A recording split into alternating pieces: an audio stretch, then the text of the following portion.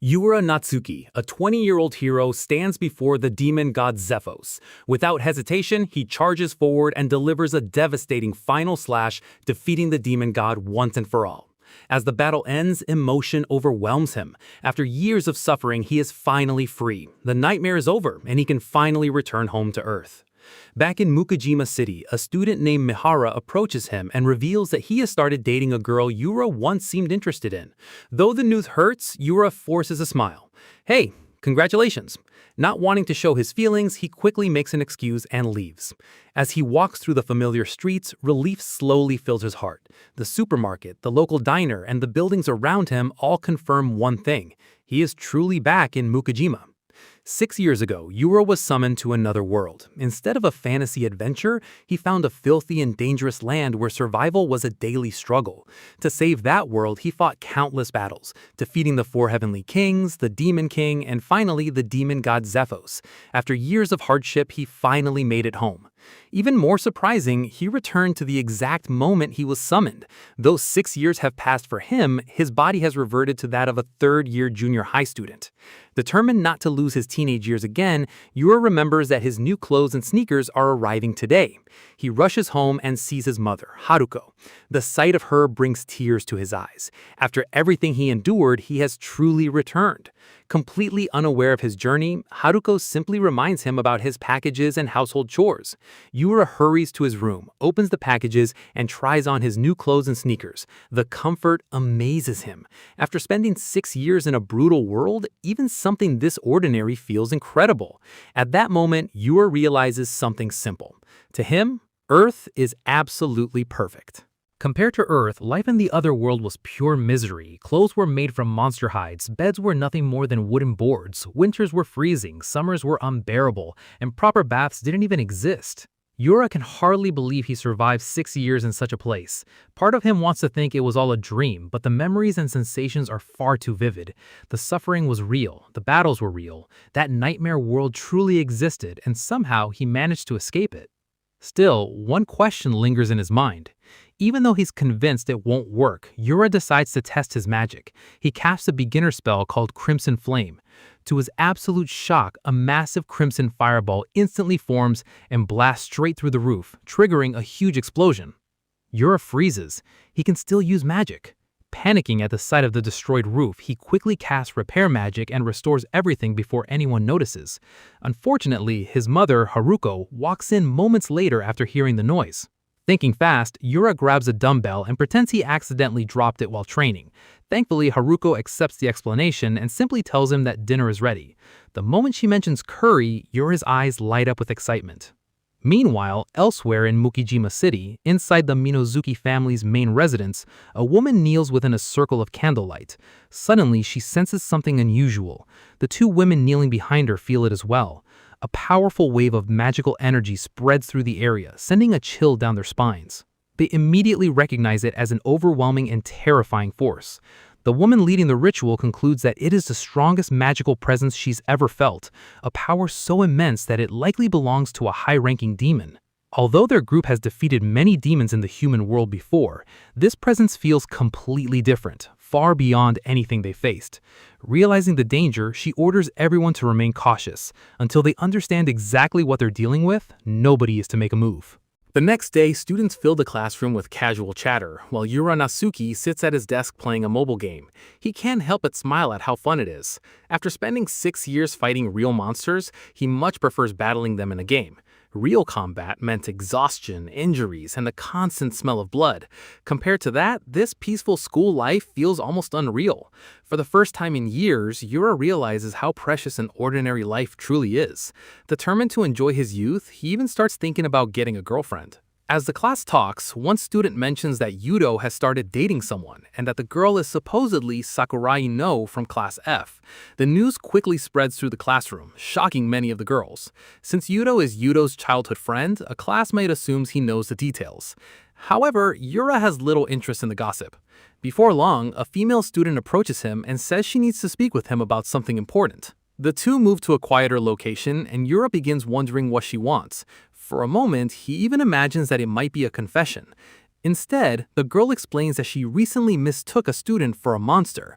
The comment leaves Yura completely confused. She then reveals that she belongs to the Minazuki division and is actually one of his classmates. Yura finally remembers the recent class shuffle and admits that he still hasn't learned everyone's names. As he waits for her explanation, the girl suddenly draws her sword and attacks. Yura effortlessly dodges the strike. Seeing his reaction, she remarks that the rumors about his abilities were true. While Yura struggles to understand what is happening, the girl finally explains herself. She reveals that the Minazuki family is a long line of spiritualists. For generations, they have secretly protected the world by fighting evil spirits, yokai, and demons. As a member of that family, she cannot ignore someone who possesses a dangerous amount of power. Fixing her gaze at Yura, she declares that a person with strength like his is too great a threat to leave unchecked. Therefore, she believes it is her duty to eliminate him. Yura is completely caught off guard by her declaration and immediately tries to leave. In his mind, it doesn't matter how cute she is, someone this crazy is impossible to deal with. The female student quickly activates a spell, causing several undead creatures to appear around her. They rush forward and latch tightly onto Yura's leg, preventing him from escaping. She calmly explains that she placed a powerful curse seal on him during her earlier attack. According to her, the curse is so strong that ordinary spiritual power cannot break it. Telling Yura to accept his fate, she charges forward and slashes at him with her sword. The impact sends Yura flying across the room and crashing hard into a wall. Watching him fall, she confidently declares that defeating him is far too easy. In her eyes, even high-level opponents are no match for her strength. But as she prepares to finish the battle, she suddenly freezes. Yura is standing again. Not only is he unharmed, but there isn't a single scratch on his body. Her eyes widen in disbelief. Meanwhile, Yura begins laughing as if the entire situation is a joke. After barely escaping the nightmare of another world, he finds it ridiculous that spiritualists are now causing him trouble the moment he returns home. As a powerful aura erupts from his body, the undead creatures clinging to his leg instantly burn away and disappear. The sight leaves the girl even more shocked. Yura's smile slowly fades, replaced by an expression of pure irritation. He declares that anyone who tries to ruin the peaceful life he finally earned will be crushed without mercy. Hearing those words, the girl becomes even more determined. Convinced that Yura is a dangerous demon, she decides to fight with her full strength. She throws aside the ordinary sword she had been using and draws the sacred blade passed down through her clan. Its name is Tsuyu Harai. Yura studies the weapon with interest. Rather than retreating, he decides to test it himself. After all, he wants to see just how strong the spiritualists of this world really are. The two face each other once again. The girl carefully studies Yura's stance and reluctantly admits that his swordsmanship is far from ordinary. In response, Yura calmly thinks that compared to the Demon King and the Demon God he defeated in the other world, her strength is insignificant. Those words leave her stunned. In that brief moment of distraction, Yura moves. With overwhelming speed, he closes the distance and delivers a powerful slash. The attack sends her crashing to the ground. The instant Yura realizes how badly he hurt her, panic sets in. He immediately casts healing magic and her injuries vanish in seconds, restoring her completely. Satisfied that she is no longer in danger, Yura decides to leave before she wakes up. If she starts another fight, he knows it will only create more problems. However, while Yura walks away, something unusual is happening elsewhere. In a distant, unknown location, an automated system suddenly detects an abnormal energy wave and issues a warning. At the same time, a mysterious winged woman stands atop a tall building, gazing toward the source of the disturbance. Observing the energy, she remarks that Earth possesses warriors far stronger than she expected. In fact, this world feels even more like a fantasy realm than the one she came from. Meanwhile, Yura can't stop thinking about the encounter with the Minazuki girl. After their battle, she never returns to class, which leaves him feeling uneasy. Her wounds should have been healed completely, yet there is still no sign of her. The more he thinks about it, the more frustrated he becomes. After finally returning home and hoping for a peaceful life, why did he have to run into a spiritualist? Lost in thought, Yura continues walking down the road. Suddenly, a group of people steps in front of him and blocks his path. Yura attempts to walk past them, but they immediately stop him. Then they issue a warning. If he refuses to cooperate, they are authorized to open fire. Realizing the group is completely serious, Yura stops in his tracks. The officers immediately order him to lie face down on the ground. Before the situation can escalate further, a man steps forward and tells the officers to leave Yura to him. The man introduces himself as Hisashi Aoyama, the chief of justice at the Mukojima police station. He explains that there are several things he needs to confirm with Yura. Caught completely off guard, Yura has no idea what is happening. Before he can make sense of the situation, the officers escort him directly to the police station. Once there, Hisashi takes a closer look at Yura's face and hears his full name. Almost immediately, his expression changes. He realizes that Yura is not the person they originally thought he was. Hisashi quickly apologizes for the rough treatment and admits that he had no idea Yura was involved. He also comments on how much Yura has grown over the years. At that moment, Yura finally remembers where he knows the man from. Hisashi is an old acquaintance of his mother. When Yura was younger, he often saw him as a friendly, uncle-like figure who occasionally visited their home. Apparently, Hisashi and Haruko were classmates in the past, though Yura never learned much about their relationship. As their conversation continues, a female officer walks out of one of the nearby rooms. Hisashi immediately introduces her as his daughter Ginko. He explains that she has been working as a police officer at the station for quite some time. Before Hisashi can continue, Yura cuts him off. With a serious expression, he makes it clear that he is not interested in personal introductions or family stories. What he wants to know is simple. Why was he arrested and brought to the station? Hearing the question, Hisashi's expression turns serious. He then asks Yura a single question. Does he know anything about spiritualists? The moment those words leave his mouth, Yura's expression stiffens and the room falls silent. Although Yura refuses to answer, Hisashi can easily read the reaction on his face. It is obvious that Yura knows about spiritualists. Hisashi then explains that spiritualists have existed in their world for countless generations. Over time, they became organized under a government-approved institute responsible for eliminating demons and dealing with humans who misuse spiritual powers. While ordinary citizens know little about these matters, the police have long been aware of demons and spirit users. Hisashi adds that the Special Disaster Division is sometimes involved in investigations and arrests whenever supernatural threats appear. Not long ago, the police received an anonymous report claiming that a powerful demon had suddenly emerged. As part of their investigation, they gathered evidence, including a photograph taken during the previous day's incident. The image shows a massive lightning-like burst of energy. According to Hisashi, numerous civilians witnessed the phenomenon, and multiple testimonies confirmed that the event was real. The moment Yura sees the photo, his heart sinks. He becomes both disappointed and nervous, realizing that far more people noticed the incident than he originally thought. Hisashi continues by explaining that the police analysis team traced the source of the abnormal energy. Every result led back to Yura. Because of that evidence, the authorities concluded that he was directly connected to the incident. Hisashi then reveals the police's official assessment. Based on the information they gathered, Yura has been classified as either an extremely dangerous demon or a human who has awakened an abnormal and potentially destructive spiritual ability. Fearing the damage he might cause, they decided to investigate and detain him before the situation could escalate. After hearing the entire explanation and seeing the evidence for himself, Yura realizes there's no point hiding the truth any longer. If he wants to clear his name, he must reveal the real source of the overwhelming aura. With that in mind, Yura decides to show Hisashi the weapon responsible for the energy surge. To prove his story, Yura pulls out his sword and places it on the table. The weapon is an enchanted blade known as the Chaos Edge, a trophy he obtained after defeating one of the 4 demon lords. The moment Hisashi and Ginko lay eyes on the sword, both of them freeze. A chilling aura radiates from the blade, sending an instinctive sense of fear through their bodies. Despite their reaction, Yura calmly begins explaining everything. He reveals that he was summoned to another world immediately after school one day. There, he was chosen as a hero and forced to fight demons, gods, and countless powerful enemies. Through years of battle, he acquired the incredible abilities he possesses today. That is why he can use powers far beyond those of ordinary humans. Yura also makes one thing clear. He is not a spiritualist. Everything he has came from another world. Unfortunately, Hisashi finds the story impossible to believe.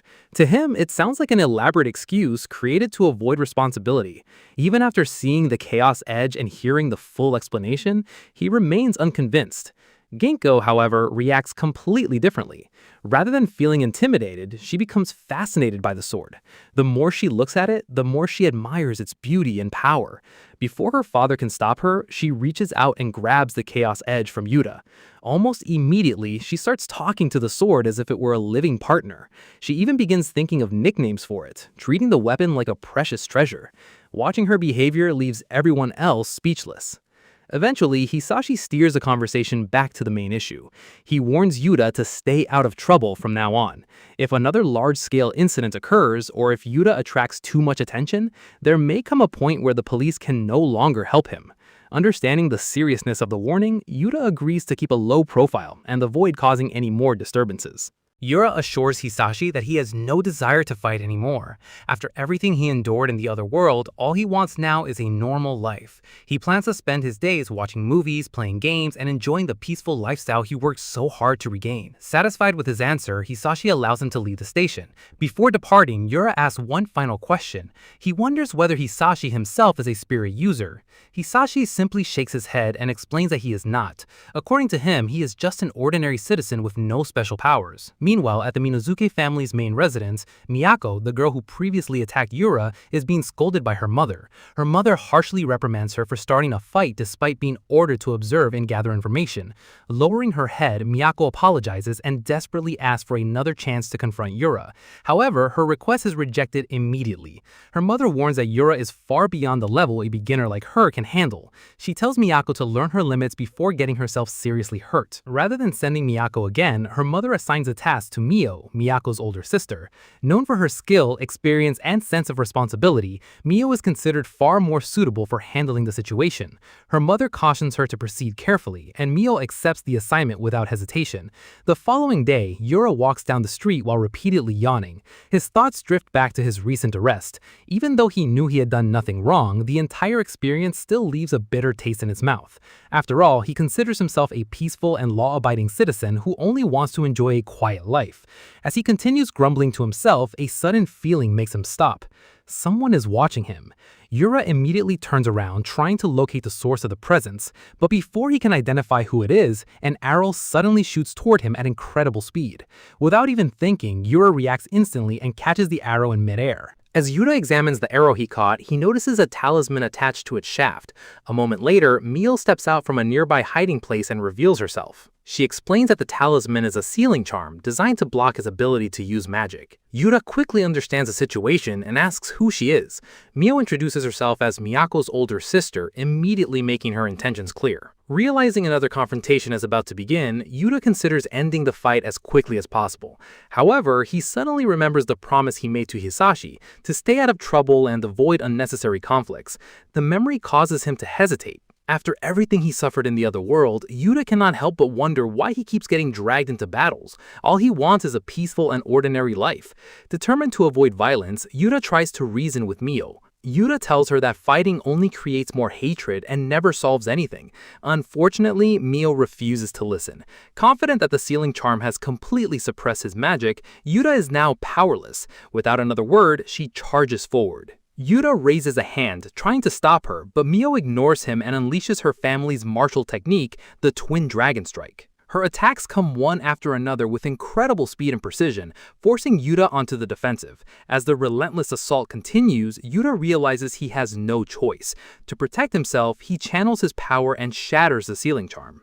The talisman's magic is instantly destroyed. A powerful burst of energy erupts outward, tearing through the surrounding area and leaving Mio's clothing badly damaged. Despite this, Mio remains calm. She admits that she expected Yura to break the seal eventually.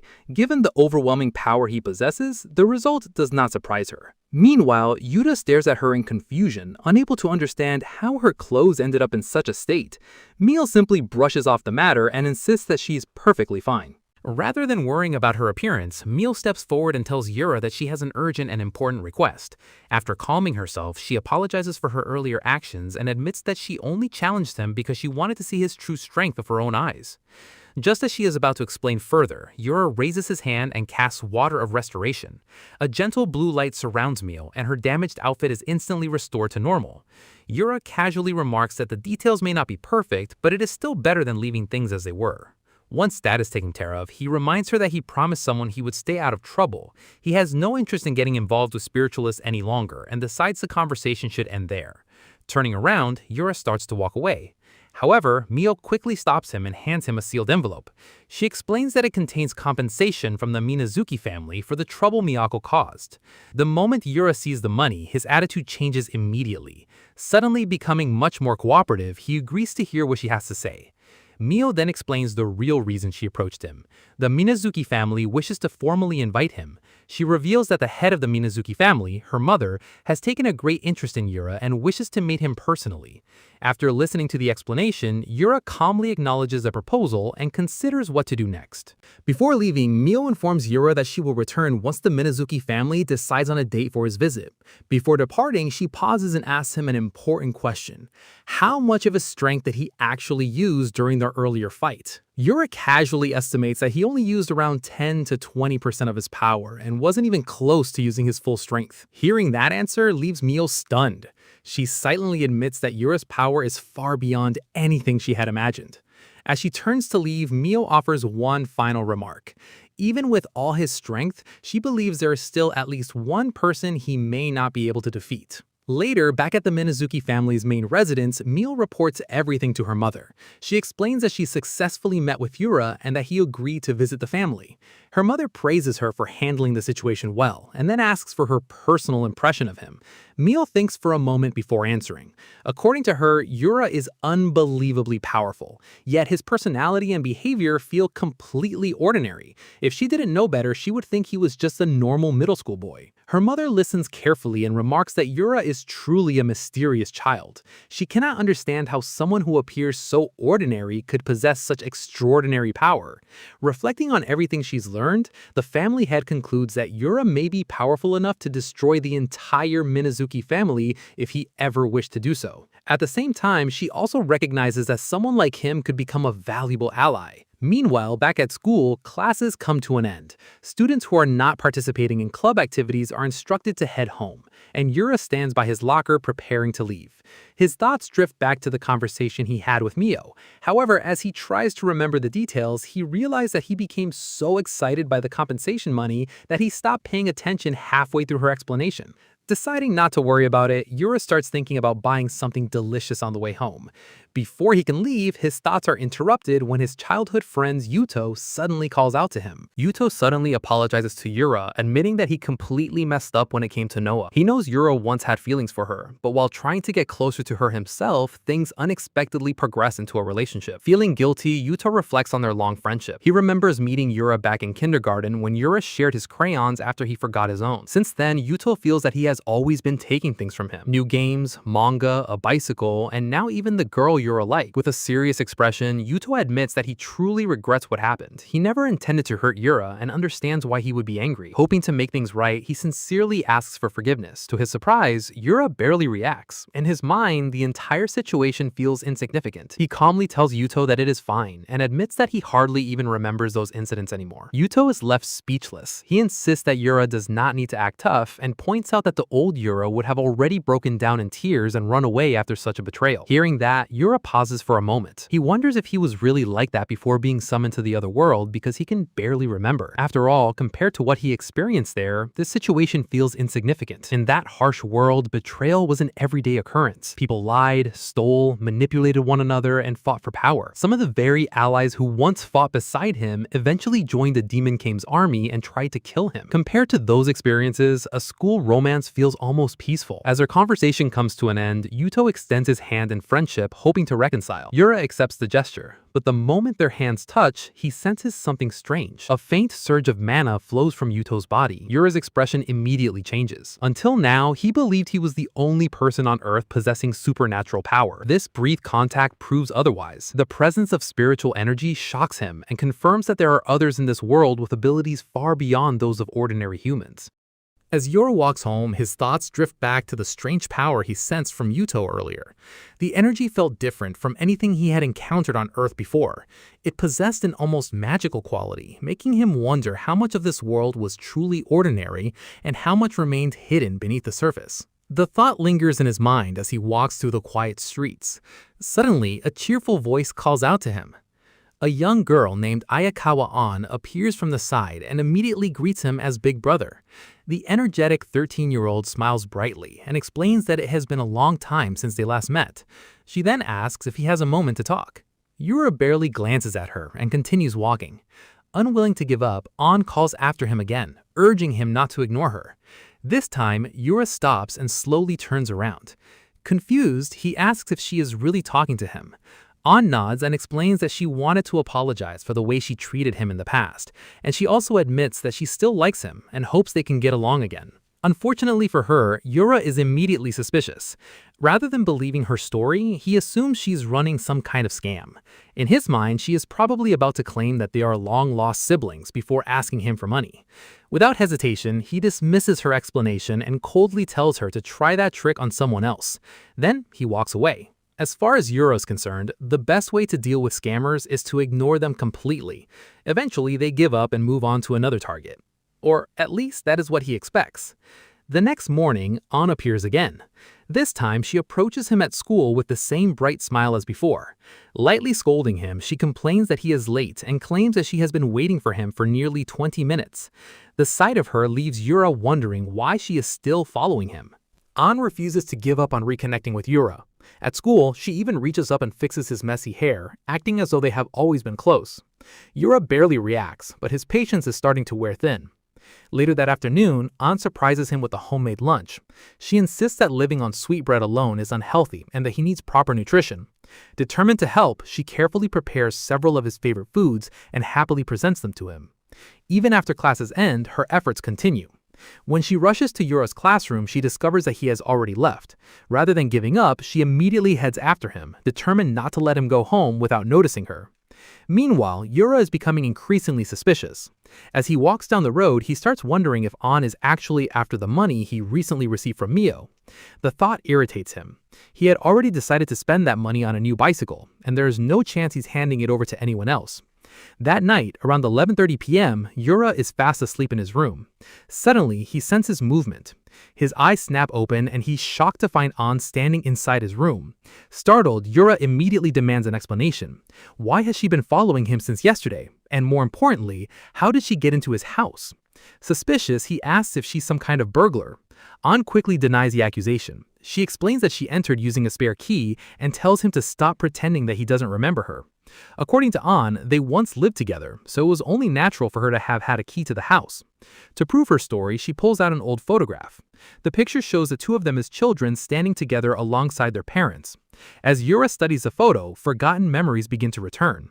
He slowly remembers that his father and An's mother had remarried in the past, causing their families to live together for a period of time. An then continues explaining her side of the story, revealing that she has always cared deeply about him and never forgot the time they spent together. Although they were never related by blood, Yura and Ayakawa An grew up together like real siblings and shared a close bond. An then reveals what changed everything. According to her, the moment she met Yuto, she became completely obsessed with him. She could hardly think about anyone else. Yura remembers that period well. To him, An's sudden fixation became more of a burden than anything else. The situation eventually grew so troublesome that their parents decided separating the families was the best solution, leading to their divorce. Even now, An blames Yuto for everything that happened. As if on cue, Yuto suddenly appears nearby, claiming that he was simply heading to a convenience store. The moment he notices Yuta and An together, he immediately suspects they are talking about him. An quickly steps in front of Yuta and warns Yuto not to come any closer. She accuses him of destroying her family and insists that everything that happened was his fault. Yuta's expression darkens. Without hesitation, he grabs Yuta by the collar and accuses him of manipulating An behind the scenes. In his eyes, Yuta must have filled her head with lies in an attempt to turn her against him. Yuta immediately denies the accusation and insists that he did nothing of the sort. Seeing the situation escalate, An steps forward protectively. She warns Yuto to back off, declaring that if he hurts her brother, she will never forgive him. However, Yuto ignores her warning. Instead, he insists that Yuta is simply jealous. Throughout the argument, Yuta remains unusually calm. Rather than focusing on the accusations, he finds himself wondering why Yuto is even out this late at night. Then, a realization suddenly strikes him. The strange mana he sensed earlier begins to make sense. Yura's power appears to be a type of charm magic, a supernatural ability capable of influencing the thoughts and actions of those around him. As Yura analyzes the situation, he recalls a similar power from the other world. One of the 4 heavenly kings possessed an ability much like this. That individual had used charm magic to dominate an entire kingdom, bending the king, his ministers, and countless citizens to his will. As Yura thinks things through, he finally begins to understand what is happening. An's obsession with Yuto may not be entirely natural. A portion of it appears to be the result of Yuto's charm ability. However, Yura also notices that the effect seems weaker than before. Perhaps the spell has started breaking down now that Yuto has a girlfriend. Before he can think any further, Yuto suddenly loses his temper and throws a punch at Yura. He angrily shouts that he has always treated Yura kindly because they were childhood friends. That is the final straw. Yura's patience snaps. Reacting instantly, he delivers a swift kick that drops Yuto to the ground in pain. While Yuto is doubled over, Yura takes the opportunity to step away from the situation. He then turns to An and casually tells her to deal with Yuto while he sorts out his own thoughts. As he walks away, Yura reflects on all the strange people he has encountered since returning home. First came the spiritualist sisters, then a boy capable of using powerful charm magic. The more he thinks about it, the more he realizes that Earth is far less ordinary than he once believed. Trouble seems to find him no matter where he goes. Because of that, Yura makes a firm decision. No matter what happens, he will protect the peaceful life he fought so hard to regain. Yet despite that determination, a feeling of unease remains. Deep down, Yura knows that new problems are already beginning to emerge. Meanwhile, in Mukejima Island's busy shopping district, Yura sits on a bench enjoying a hamburger. The moment he takes a bite, his eyes light up. To him, the person who invented hamburgers must be an absolute genius. Every bite fills him with satisfaction, and he eats with such enthusiasm that nearby pedestrians cannot help staring at him in confusion. As he enjoys the meal, his thoughts drift back to the other world. Compared to Earth food, the meals there were bland, unpleasant, and sometimes barely edible. After surviving 6 years of that, even a simple hamburger feels like a luxury beyond imagination. The contrast reminds Yura just how much he missed the simple pleasures of Earth. After finishing his hamburger, he spends some time wandering through the busy streets, enjoying the freedom of having a day off. The warm afternoon sun, the lively atmosphere, and the ordinary sights around him all make him appreciate the peaceful life he finally regained. For once, everything feels normal. Then the atmosphere suddenly changes. A strange pressure fills the air and the space around him begins to distort. Yura immediately senses that something is wrong. The presence approaching him feels completely different from anything he has encountered before. Suddenly, a voice echoes directly inside his mind. The mysterious speaker formally greets him and refers to him as a life form of Earth. Startled, Yura quickly looks around. What appears before him is clearly not human. The being calmly introduces itself as an alien from a distant planet. Yura's first instinct is to run. He had already accepted the existence of other worlds, demons, and spiritual powers, but aliens are a completely different matter. This is one absurd development too many. However, he soon discovers that escape is impossible. An invisible barrier surrounds the area, sealing everything inside. The alien explains that they are currently inside a separate dimensional space, a special realm isolated from the outside world. Realizing he is trapped, Yura immediately begins gathering magical power. If the alien wants a fight, he is prepared to break through the barrier by force. Before he can act, however, the alien raises a hand and quickly stops him. According to the alien, there is no intention to fight. Instead, he simply wishes to ask Yura for a favor. Although still wary, Yura hesitates and decides to listen. Then the alien reveals someone standing beside him. It is his fiancée, Nancy. The alien explains that he and Nancy have been connected since childhood and recently became engaged. Wanting to spend some peaceful time together before their wedding, they travel to Earth for a special pre-marriage trip. Unfortunately, their visit ended in disaster.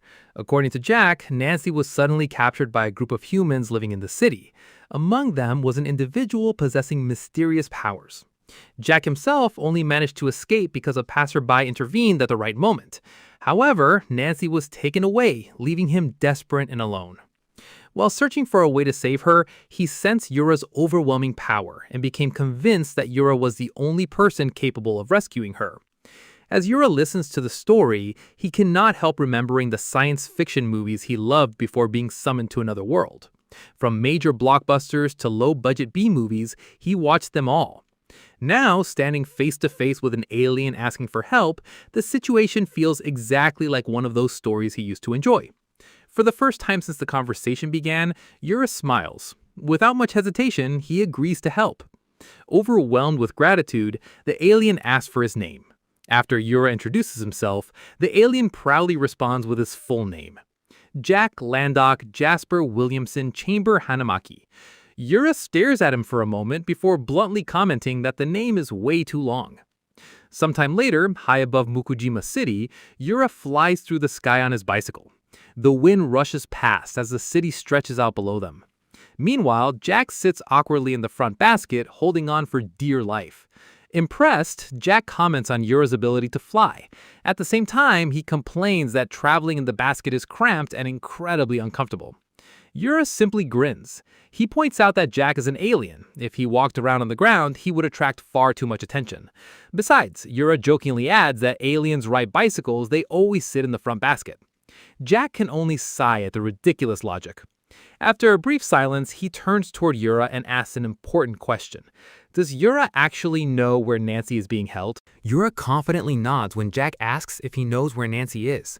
Jack explains that he has been tracking a faint signal emitted by a device hidden inside Nancy's body.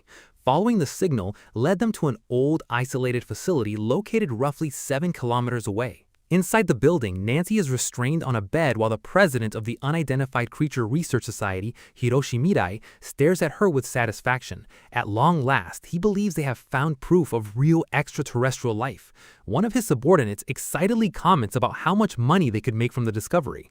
However, Hiroshi immediately corrects him. According to him, wealth is not their objective. Their true goal is research. He proudly declares that they will study Nancy's biology from top to bottom and carve their names into scientific history. Unfortunately for them, their speech is cut short. Without warning, Yura bursts straight through the wall on his bicycle.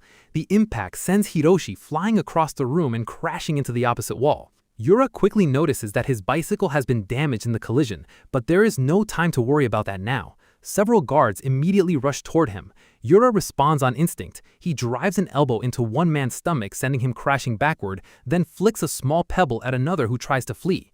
Furious, Yura demands to know why they kidnapped an innocent alien. He loudly declares that as a lifelong science fiction fan, he will never forgive anyone who ruins a potential friendship with extraterrestrials. Within moments, the remaining security personnel are defeated, clearing a path for Jack.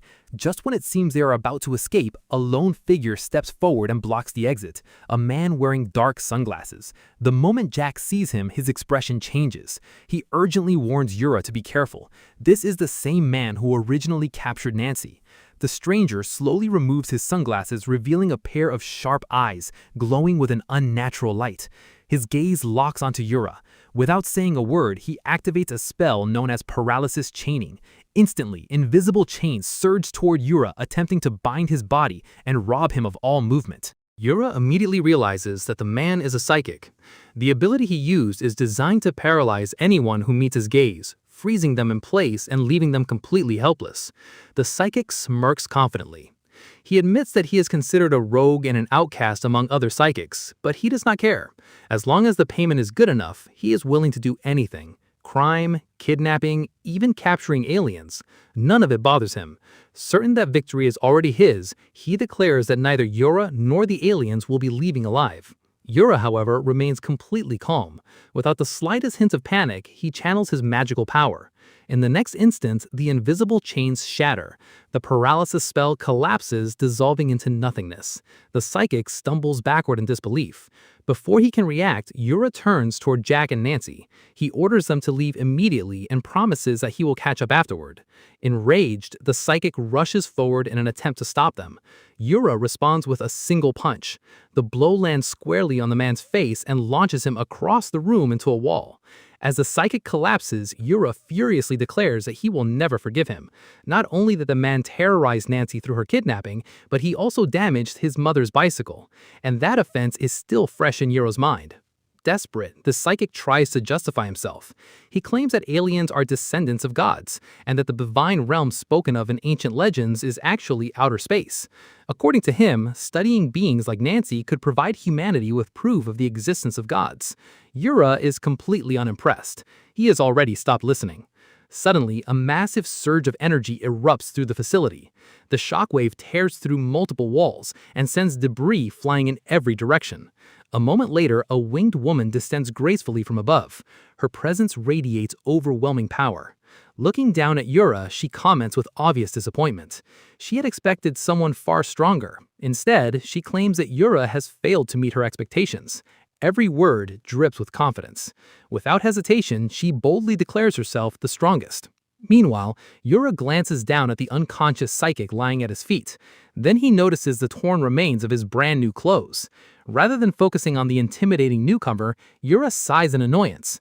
All he can think about is the unnecessary damage to yet another outfit. The winged woman smiles faintly, clearly intrigued by the situation. With amusement in her voice, she remarks that things are finally becoming interesting and hints that she might enjoy playing with Yura for a while. Meanwhile, Yura analyzes the attack that struck him earlier. What troubles him is not the power behind it, but the fact that it arrived so suddenly and silently that he never sensed it until it connected. Someone capable of launching an attack like that must have a reason for targeting him. Wanting answers, Yura turns toward the winged woman and asks why she's treating him like a sworn enemy. The woman coldly replies that she will explain her reasons only moments before killing him. Then she reveals her identity. Her name is Lucifer. She claims to be an angel sent from the divine realm, descending into the mortal world for a single purpose: to exterminate demons wherever they exist.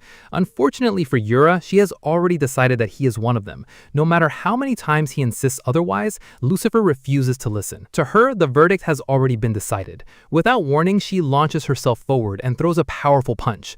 Yura reacts instantly and blocks the attack. For a brief moment, Lucifer appears surprised that he managed to stop it. However, the surprise quickly fades. Believing him to be nothing more than a minor opponent, she increases the pressure and drives him backward with overwhelming force. The impact sends Yura crashing through multiple walls. Before he can recover, Lucifer follows up with a massive energy blast. The attack engulfs the area in a violent explosion, shaking the entire facility. As dust and debris fill the air, Lucifer begins laughing excitedly. Certain that victory is hers, she gazes over the destruction and wonders if she might have gone too far. Perhaps she completely erased him without leaving a trace. But moments later, her smile fades. A figure slowly emerges from the smoke. Bruised and covered in dust, Yura steps forward. Despite everything, he is still standing. Yura admits that Lucifer's speed and power are impressive. In fact, it has been a very long time since anyone managed to make him feel even the slightest pain. However, after examining the damage, he realizes that her devastating attack only left a shallow scratch on his skin. The revelation leaves Lucifer completely stunned. Yura, meanwhile, studies her more carefully. After witnessing her abilities and hearing her claim to be an angel named Lucifer, he concludes that she is clearly not human. What irritates him even more is the way she talks about humans, as though they are beneath her. At that moment, Yura abandons his earlier assumption that she might simply be another psychic. She is something far beyond that, and because of that, he decides there is no reason to continue holding back. Lucifer immediately charges forward again with terrifying speed. In the blink of an eye, she vanishes from sight and reappears directly behind him. But Yura reacts just as quickly. Without even turning around, he delivers a powerful back kick. The strike slams into Lucifer and sends her crashing violently into a nearby building. Before she can process what happened, Yura is already moving. He closes the distance instantly and drives a heavy punch into her stomach. The impact launches her skyward like a missile. She smashes through multiple floors of the building as she is sent soaring upward. As Lucifer struggles to regain control, disbelief fills her mind. She cannot understand how Yura possesses such overwhelming strength. Moments later, Yura rises into the sky after her. Watching her struggle to stabilize herself, he recalls her introduction. She called herself an angel, more specifically, Lucifer. Comparing her strength to opponents from the other world, Yura concludes that she is roughly on the level of one of the Demon King's 4 heavenly kings, and in his opinion, someone of that caliber has no business challenging him.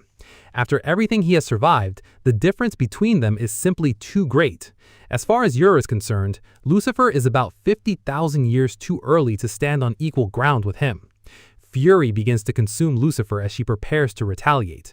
Unfortunately for her, Yura has no intention of giving her that opportunity.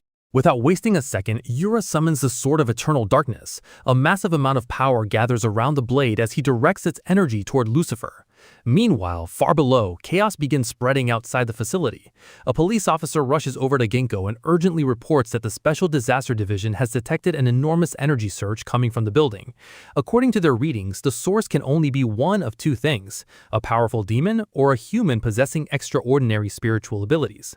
The officer admits that he is counting on Ginkgo's help.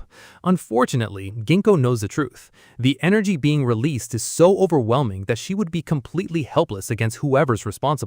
Just hearing the explosions and feeling the shockwaves tells her that a battle far beyond ordinary spiritualists is taking place inside. Compared to that level of power, her own abilities feel insignificant. At that moment, a familiar voice suddenly calls out to them, "Jack." Both Ginkgo and the officer immediately turn toward the source. The moment Ginkgo sees him, she freezes. After all, it's not every day that an alien casually walks up and starts speaking fluent Japanese. Jack quickly reassures them that he means no harm. He then introduces himself using his ridiculously long full name, leaving everyone even more confused than before. After the awkward introduction, Jack explains the situation. He asks Ginkgo to protect the psychics and researchers inside the facility, the same people responsible for conducting illegal experiments. According to him, he has already incapacitated them, so they should not pose any immediate threat. Jack also casually mentions that he lent some of his power to Yura. However, Yura himself has not returned yet. The moment Ginkgo hears Yura's name, concern immediately appears on her face. She instinctively turns toward the facility. At that exact moment, a massive explosion erupts from within the building. The deafening blast shakes the surrounding area and sends debris flying into the air. High above the ruined structure, Yura watches the aftermath of his latest attack. As the smoke clears and the destruction becomes visible, Yura quietly admits to himself that he may have gone a little too far this time. Even so, Yura convinces himself that Lucifer should survive. After all, she insists that she is not human and even possesses wings. Someone like that should be able to endure an attack of that magnitude. Moments later, Lucifer slowly rises to her feet. Her movements are noticeably sluggish, and the pain from her injuries is impossible to hide. The sight only fuels her anger. In her mind, it is unforgivable that a mere demon could wound a noble being such as herself. Her fury intensifies until it completely consumes her. At that moment, Lucifer decides that she will kill Yura without mercy. A tremendous surge of power erupts from her body. The air itself begins to tremble as overwhelming energy floods the battlefield. Lucifer believes that a being of her status should never need to use this much strength against someone she considers insignificant. However, she views this as proper punishment for daring to injure her. Then a divine spear materializes in her hand. The weapon radiates a terrifying level of destructive power, far greater than any attack she has unleashed so far. Yura immediately notices the change. As he measures the energy gathering around the spear, his expression grows serious. By his estimation, Lucifer's current power exceeds even that of the Demon King, and may rival or surpass the demon god himself. More importantly, her next attack threatens everyone nearby. If that spear is unleashed, the surrounding area will be devastated and countless innocent people could lose their lives. Lucifer shows no concern for the danger. With the divine spear aimed directly at him, she launches herself forward at incredible speed. Yura quickly realizes that completely blocking an attack of that level is impossible. With little time to think, he gathers his strength and casts an intermediate tier spell. Black Raging Thunder. A massive surge of dark lightning bursts forward and strikes Lucifer head-on. The impact sends her hurtling through the sky. At the same moment, a violent explosion erupts from within the damaged facility. Cracks rapidly spread throughout the structure. The entire building begins collapsing under the strain of the battle. Below, Ginkgo watches the disaster unfold. Realizing the building is about to come down, she immediately shouts for everyone to evacuate. Without hesitation, she leads the escape as researchers, officers, and bystanders sprint away from the collapsing facility, while debris crashes down behind them. When the dust finally settles, Lucifer is left lying among the ruins. Her body is badly injured and she cannot even move. From where she has fallen, she stares at Yura in complete shock, struggling to understand what kind of existence he truly is. Meanwhile, Yura lets out a long sigh of relief. The tension slowly leaves his body as he assumes the battle is finally over. Then suddenly, blood dripped from his nose. A wave of dizziness hits him almost immediately. Yura quickly realizes what is happening. Although his mind and experience belong to a veteran hero, his body has reverted to that of a 14-year-old boy. Using an intermediate-level spell placed far more strain on him than he expected. In his current condition, wielding the holy sword is completely out of the question. While Yura struggles with the after effects, Lucifer remains furious. Still lying on the ground, she continues calling him a demon and refuses to accept her defeat. In her eyes, Yura has humiliated her again and again. Driven by pride, she activates her complete recovery ability. A warm glow surrounds her as her wounds begin closing, allowing her to force herself back onto her feet. However, Yura immediately notices a problem. Her wings are still badly burned. Lucifer notices it as well and attempts to heal them. Nothing happens. Again and again, she tries to restore them, only to discover that her divine power has been completely exhausted. The realization hits her hard. Overwhelmed with frustration, she bursts into tears and immediately blames Yura for the situation. Yura, on the other hand, calmly explains the truth. He insists that he is not a demon, an evil spirit, or anything remotely similar. He is simply a normal human being. Lucifer flatly rejects the explanation. According to her, no ordinary human could possibly possess such overwhelming strength. The only conclusion she can accept is that Yura must be a demon disguised as a human. Determined to prove her theory, she steps closer and begins inspecting him herself. Then, to Yura's confusion, she leans in and sniffs him. A moment later, her expression changes. She can sense it clearly. Yura really is human. Rather than becoming more upset, Lucifer suddenly looks relieved. After all, as embarrassing as this defeat is, it is still far better than losing to a demon. After confirming that Yura is truly human, Lucifer finally calms down. Being defeated still frustrates her, but she finds it far more acceptable in knowing that her opponent was not a demon. Curious, she asks for his name. Once Yura introduces himself, Lucifer reveals the real reason she came to Earth. Her mission is to hunt demons. As an angel of the divine realm, she's forbidden from harming humans, which means she no longer can justify fighting him. Even so, there is one problem. Lucifer is known as the strongest angel in the divine realm, and her pride will not allow her to simply accept defeat at the hands of an ordinary human. Spreading her damaged wings as much as she can, she slowly rises into the air. Before leaving, she makes a promise to herself. One day, she will return and settle this fight properly. Lucifer points at Yura and warns him to be ready because their battle is far from over. With that declaration, she disappears into the sky. As soon as she's gone, Yura notices Ginkgo and several police officers nearby. Ginkgo calls out to him, still shaken by everything that has happened. Looking around, Yura finally takes in the full extent of the damage. The entire facility has been reduced to rubble. Honestly, even he is not completely sure how the situation escalated this far. His attention soon shifts elsewhere. Spotting Jack and Nancy nearby, Yura feels relieved to see that both aliens are safe. The couple immediately thanks him for rescuing them. Their gratitude is obvious, and they repeatedly express how much his help means to them. Watching the interaction, Ginkgo can only stare in amazement. The way Yura casually communicates with aliens from another world makes it seem as though such encounters are perfectly normal for him. To her, his ability to adapt to these situations feels almost unbelievable. After a moment, Yura turns back to Ginkgo. He reminds her that several people were involved in Nancy's kidnapping and asks what will happen to them. Ginkgo assures him that the police will conduct a full investigation and properly interrogate everyone responsible. Satisfied with the answer, Yura nods. He then casually asks her to take care of the cleanup efforts as well, trusting that she can handle the situation responsibly. With that settled, Yura looks back at Jack and Nancy.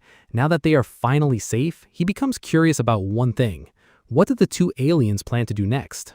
Jack and Nancy explained that they plan to remain on Earth for a while. For the time being, they intend to spend the night camping outdoors. Yura immediately rejects the idea. After everything that happened, he considers it far too dangerous. In his opinion, staying outside is just asking to get captured by another group of suspicious people. Instead, he insists that they come to his house. Part of the reason is concern for their safety, but Yura also admits that he wants to learn more about aliens and their civilization.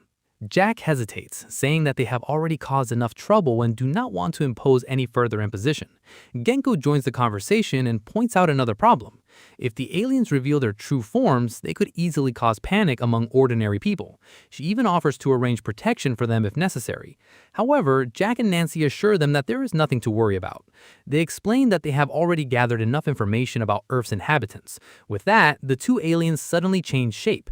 In an instant, they transform into the appearance of a perfectly ordinary human man and woman. Yura stares in amazement. Their disguises are flawless. Not only do they look completely human, but they also resemble an ideal couple and speak exactly like native residents of Earth. Seeing that the issue has been solved, Ginkgo offers to drive everyone to Yura's home. Before that, however, she asks them to stop by the police station briefly so a few formal procedures can be completed. Later that evening, the group finally arrives at Yura's house. The moment Yura steps through the door, his mother appears ready to scold him for returning home so late. That reaction lasts only a second. As soon as she notices Jack, Nancy, and Ginkgo standing behind him, her expression changes completely. Without hesitation, she welcomes everyone inside. Before long, the table is covered in sushi and a variety of seafood dishes. Ginkgo apologizes for intruding on their family dinner, but Yura's mother immediately reassures her. She explains that Ginkgo helped keep Yura safe and assisted during the kidnapping incident, making her an honored guest in the house. After encouraging everyone to eat as much as they like, she heads back to the kitchen to prepare even more food. As the meal begins, Jack quietly looks over at Nancy. He admits that the entire experience feels almost unreal. After everything they went through, he never expected to find himself enjoying such a peaceful and welcoming atmosphere on a distant planet. For the first time since arriving on Earth, Jack truly feels that coming here was the right decision. Yura's eyes light up the moment the conversation turns to space travel. The thought of riding in a real spaceship excites him more than he can hide. Without hesitation, he tells Jack and Nancy that he would love to board their spacecraft someday and experience traveling through space for himself. The alien couple smiles warmly at the request. They assure him that they would be more than happy to take him aboard if the opportunity arises. Watching the friendly exchange, Ginkgo cannot help but shake her head in amazement. She comments on Yura's incredible ability to communicate with others. Whether they are humans, psychics, or even aliens, he seems capable of becoming friendly with them almost immediately. Looking at Jack and Nancy, she wonders aloud how Yura managed to grow so close to them in such a short amount of time. Yura simply shrugs. According to him, the answer is obvious. Jack and Nancy are genuinely kind people. Compared to them, he says, some humans are far more troublesome. After all, there were people willing to kidnap innocent aliens and use them for research. The incident leaves Yura feeling that truly decent people are rarer than they should be. He then recalls another recent headache. As if alien kidnappers were not enough, his childhood friend suddenly turned out to possess strange psychic abilities. Ginkgo immediately understands who he's talking about. Yuto. She explains that the police keep track of individuals who possess magical or spiritual powers. At the moment, Yuto's abilities are classified as low risk, so the authorities have chosen not to interfere. Yura responds with visible frustration. In his opinion, the police are being far too relaxed about the situation. Then, Ginkgo becomes noticeably more serious. Changing the subject, she warns Yura about the Minazuki family. She explains that the Minazuki clan is one of the region's most influential psychic families and has protected the area for generations. However, troubling rumors have begun spreading recently. One of her colleagues once attempted to investigate the Minazuki estate. The attempt failed almost immediately.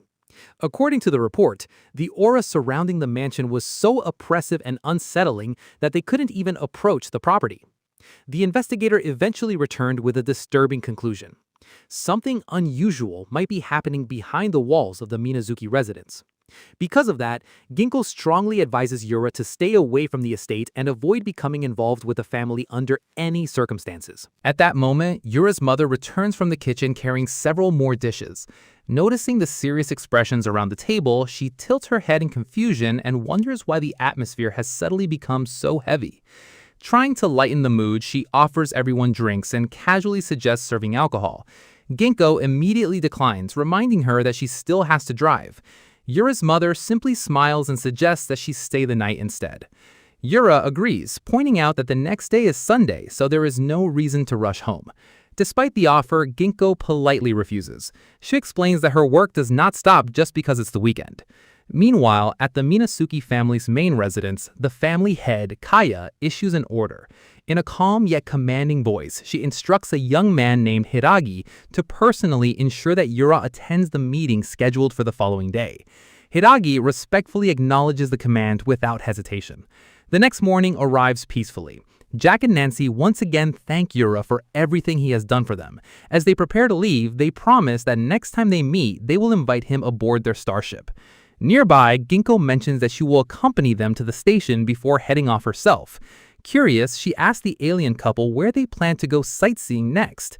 To her surprise, they casually answer that they're thinking about visiting America for the day. Ginkgo quickly informs them that they will not be able to get there by train.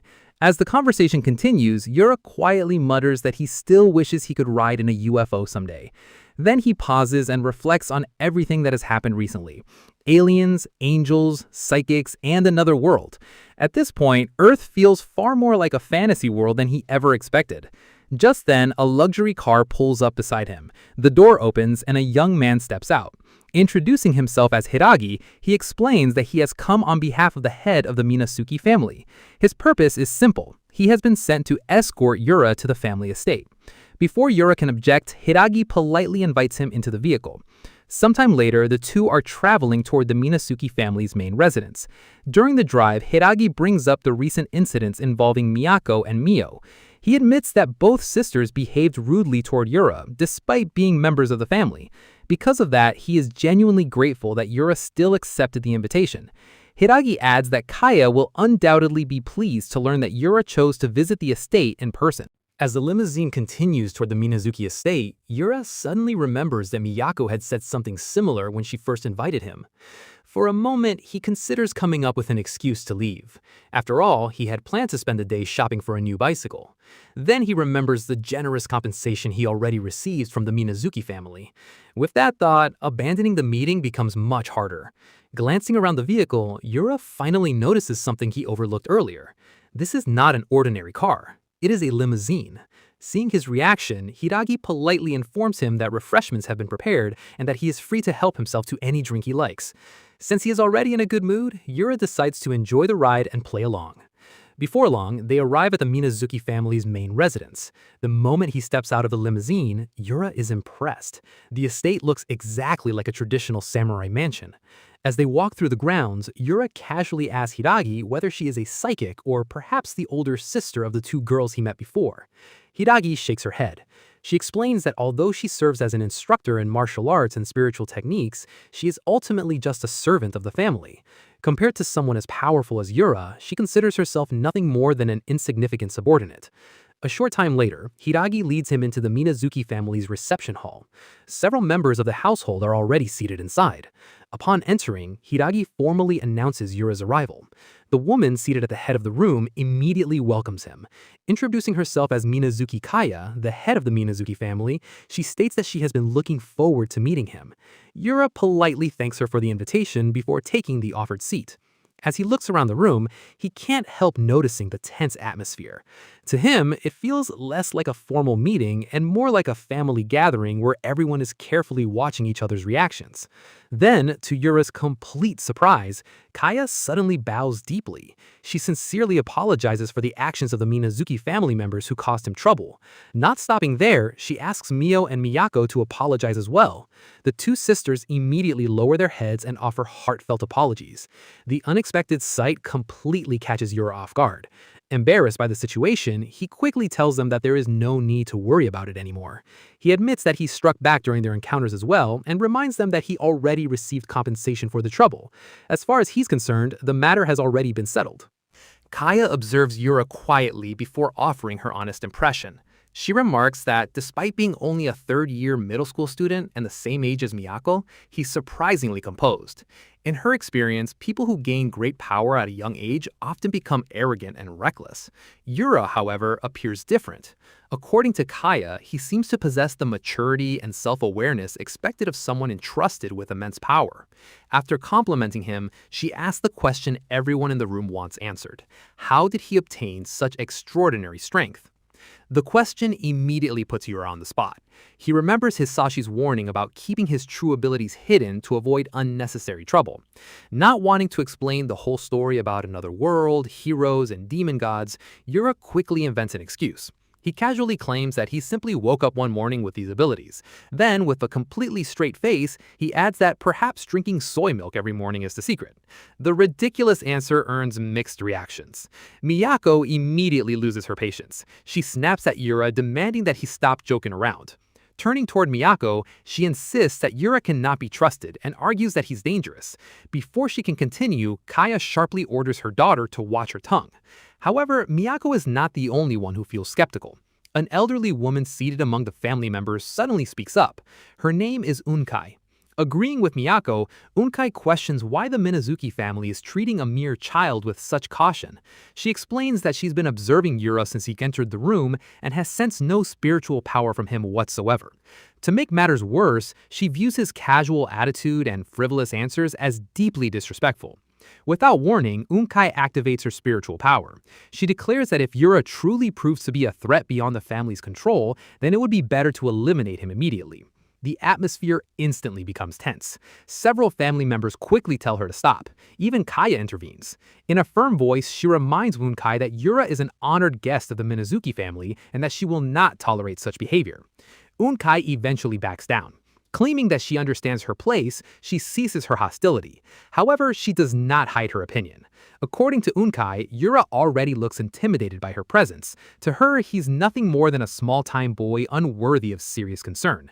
She argues that Mio and Miyako lost simply because they lack experience, and that there's no reason for the family to fear him. As she speaks, several relatives begin nodding in agreement. Slowly, doubts begin spreading through the room. After all, it seems impossible that an ordinary middle school student could possess power equal to or even greater than that of a high-ranking demon. While everyone continues arguing, Yura's attention drifts elsewhere. Instead of listening, he becomes oddly fixated on the strands of hair sticking out of Unkai's nostrils. He quietly wonders why no one else seems to notice them. A moment later, Unkai changes the subject. Turning to Kaya, she brings up the matter of the family's upcoming sacrifice. She argues that Miyako possesses the talent and spiritual power needed to become the next head of the Minazuki clan. Because of that, Unkai questions why Miyako has been chosen as a sacrifice. If someone must be offered, she insists it should be Mio instead. According to Unkai, Mio is a failure with no future other than becoming a sacrifice, especially since her father's origins remain unknown.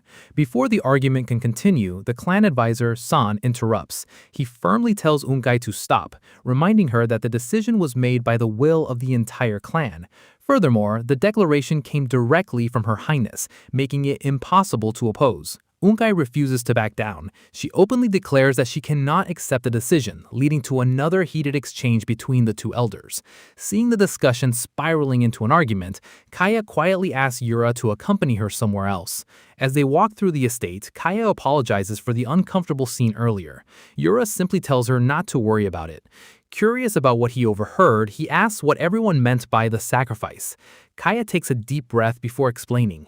For generations, the Minazuki family has worshipped and borrowed power from the local water deity. The god's name is Miyoshi. Thanks to Miyoshi's blessing, the land has long been protected from disasters and has enjoyed lasting prosperity. However, that blessing comes at a terrible cost. By absorbing the pollution and impurities of the land, Miyoshi has gradually lost control of its divine power. Instead, the once benevolent deity has begun bringing calamities upon the region. Floods, droughts, plagues, and malevolent spirits have all become increasingly common. To prevent those disasters, the Minazuki family offers human sacrifices. In the past, 5 young maidens were chosen to become sacrificial priestesses. Now, Miyako has been selected as the 6th. Seeing the shock on Yura's face, Kaya quietly remarks that he probably finds such a tradition difficult to accept in the modern world. Yura tells Kaya that he does not find the tradition strange. In reality, however, he thinks the exact opposite. His mind drifts back to the other world where he once rescued a young girl who had been chosen as a sacrifice for a dragon. Ironically, the girl ended up falling in love with the dragon during her captivity and became furious with Yura for saving her. The bizarre memory quickly passes as Yura notices they have wandered deep into the forest. Confused, he asks Kaya why they came all the way out there. Kaya calmly replies that there is something she wishes to ask of him. Without another word, she draws her sword. She asks whether he would be willing to spar with her. Yura stares at her with complete confusion. A puzzled "huh?" escapes his mouth before he immediately refuses. Kaya, however, does not wait for his answer. Her expression remains perfectly calm as she suddenly launches forward. With years of training behind every movement, her blade slices through the air with incredible speed and precision. This is not an attack fueled by anger. It is a test. Yura barely manages to dodge in time. Twisting his body at the last possible moment, he narrowly avoids the blade before quickly creating some distance. A cold sweat runs down his face as he quietly mutters that it was far too close. Unlike Miyako or Mio, Kaya's attacks carry genuine skill. Her speed, timing, and precision force even someone who survived 6 years in another world to react seriously. Kaya gives him no time to recover. She immediately follows with a powerful overhead slash, bringing her sword down with both hands. Yura responds on instinct, avoiding the strike by the narrowest of margins. When the exchange finally ends, the two separate and face each other once more. Kaya lands gracefully and narrows her eyes, studying Yura more carefully than before. The brief exchange has changed her impression of him. At first, she believed he possessed power that surpassed even the gods. Yet now, standing right in front of him, she cannot sense even the slightest trace of that overwhelming energy. To her spiritual senses, Yura appears to be nothing more than an ordinary middle school boy. Yura remains silent. Deep down, however, he already knows the reason. He has been suppressing his magical power the entire time, and it seems he has hidden it well enough to fool even the head of the Minazuki family. Still unconvinced, Kaya raises a talisman and calmly invokes her spiritual power. Declaring that all must obey her command, she activates the spell. Yura's response is completely emotionless. Whatever. The talisman suddenly flashes with brilliant light. An instant later, the air behind Kaya tears open as a gigantic white fox spirit emerges. Its many tails whip through the air like a raging storm, while its enormous fangs gleam like sharpened blades. The sheer pressure of its presence makes the ground tremble. It is a powerful Shikigami fox spirit. Standing calmly before the enormous beast, Kaya draws her sword without showing the slightest hint of fear. The fox spirit attacks immediately. Caught off guard, Yura barely reacts in time. He leaps onto one of its massive tails and is carried forward by its momentum. His eyes widen in surprise as he instinctively shouts in shock. Even while desperately avoiding the attack, Yura cannot help but complaining. He loudly asks how this is supposed to count as a sparring match and wonders if anyone there has ever heard of a fair one-on-one fight. Meanwhile, Kaya watches calmly from a distance as if everything happening is perfectly normal. The next instant, she joins the battle herself. While Yura is busy dealing with the fox spirit, Kaya rushes in, launching a coordinated attack alongside her Shikigami. Yura spins around just in time and catches her sword with his bare hand. The blade grinds to a complete stop between his fingers as tiny fragments scatter from the impact. Kaya's eyes widen once again. For the second time, she watches him stop her sword without using any weapon at all. As Yura lands, he quietly winces. Although he blocked the strike, the impact still hurts. His body has returned to that of a 14-year-old, and while his magic remains overwhelming, his physical body still has its limits. He may be vastly stronger than everyone around him, but he is not invincible in this form. Before he can recover, the fox spirit seizes the opportunity. The massive Shikigami opens its jaws wide and lunges toward him. Caught off guard while exchanging blows with Kaya, Yura barely has time to mutter a curse. The massive fangs snap shut around him, swallowing him whole into the darkness of the fox spirit's mouth. The scene then shifts to a peaceful white shot of the Minazuki estate. A still pond, wooden walkways, and carefully maintained stone paths create an atmosphere of perfect tranquility. Inside the residence, however, an entirely different conflict is unfolding. The clan elders have gathered, and the tension in the room continues to rise. Inside the Minazuki residence, the discussion grows increasingly heated. Onkai once again voices her firm opposition to choosing Miyako as a next sacrifice. No matter how many times a decision is explained, she refuses to accept it. Another elder quietly admits that, deep down, many members of the clan likely feel the same way. The conversation then shifts toward Mio. One of the elders asks for her opinion. The room falls silent as every eye turns toward her. As Miyako's older sister, no one understands the meaning of this sacrifice better than she does. Mio remains calm, her expression unreadable, carrying the quiet burden of someone who has already accepted a painful reality. Just as she begins to answer, Miyako suddenly cuts her off. "Please don't interfere." She continues coldly, declaring that offering someone as worthless as Mio would only anger Lord Mizuchi. Mio instinctively reaches out to her sister, but Miyako immediately slaps her hand away. "Don't touch me." Her voice remains ice cold. "And don't get the wrong idea. I've never once thought of you as my sister." The harsh words leave the room speechless. A moment later, Miyako changes the subject and asks where their mother has gone. One of the family members explains that Gaia left earlier with Yura because she wanted to speak with him privately. Mio's expression darkens. She quietly mutters that no matter how strong he may be, Yura is still only... Before she can finish, Miyako interrupts once again. She declares that their mother has placed far too much faith in that man. Her blunt remark shocks everyone present. The clan elders exchange uneasy looks, unable to hide their disbelief. Then, without warning, an enormous wave of spiritual energy erupts from outside. The entire mansion trembles as the overwhelming pressure shakes the atmosphere, instantly drawing everyone's attention. Outside, in the bamboo forest, Kaya calmly observes the aftermath of the attack. "Just as I expected," she murmurs. Then a trace of doubt crosses her face. Or was I mistaken? Seemingly satisfied, she turns toward the giant fox spirit. "Well done, you may return now." The fox spirit remains perfectly still. Seeing that it refuses to obey, Kaya's voice grows noticeably colder. "I said, return." Before she can finish, an enormous surge of dark energy erupts from within the fox spirit. The violent aura explodes outward, twisting through the forest with overwhelming force. Kaya's eyes widen. "Are you serious?" As the energy disperses, a lone figure stands atop the shattered ground. It is Yura. His clothes are torn, his breathing is heavy, and his fists are tightly clenched. Yet he remains standing without falling. Completely fed up, he grumbles to himself. "I was supposed to go shopping and then watch a movie today, damn it." Kaya quietly turns to face him. "That was splendid," she says with genuine admiration. Yura says nothing. Silence hangs between them for a moment. Then, to Yura's complete surprise, Kaya slowly kneels and lowers herself into a deep, formal bow. Her long dark hair falls around her face as she remains kneeling before him. "I concede, this is my complete defeat." Looking up at Yura with calm, sincere eyes, Kaya continues.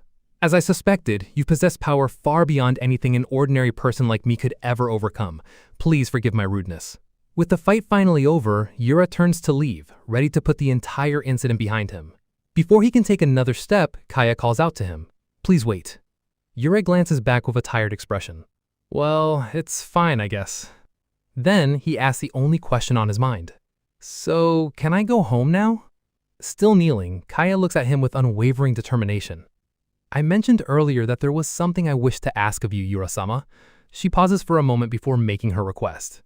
"With the power you possess, would you be willing to save the Minazuki family?" Yura blinks in confusion. "Huh? Save who?" The atmosphere suddenly grows heavy. In a firm, resolute voice, Kaya reveals the truth. "Yura-sama, I want you to kill Mitsuchi, the guardian deity of the Minazuki family."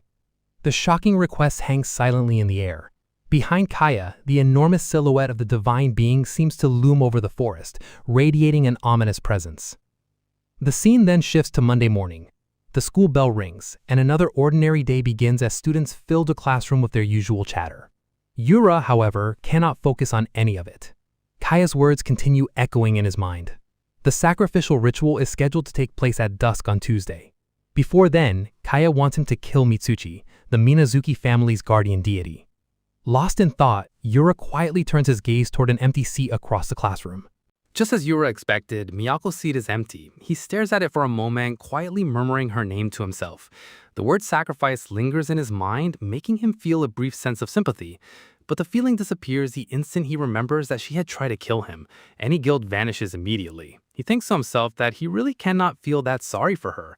On top of that, he wonders why he's being dragged into another family's complicated problems. Half jokingly, he figures they should just visit a family counseling center instead. At that moment, someone calls out to him from the hallway. "Natsuki-kun."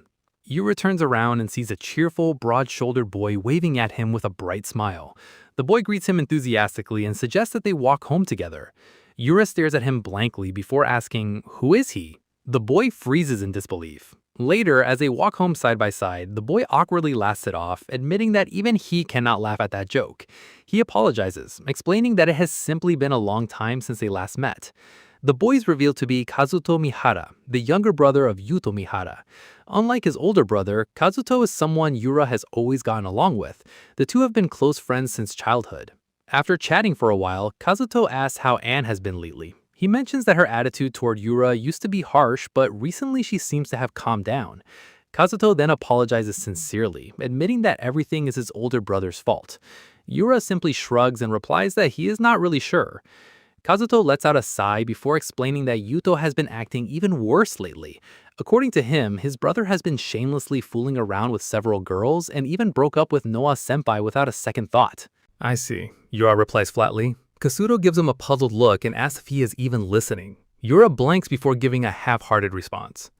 Kazuto throws up his hands in frustration, saying that Yura is being unusually cold today and reminding him that he is trying to have a serious conversation. Finally, paying attention again, Yura casually mentions that a strange family called the Minazuki family has asked him for a favor, and he is currently trying to figure out how to refuse.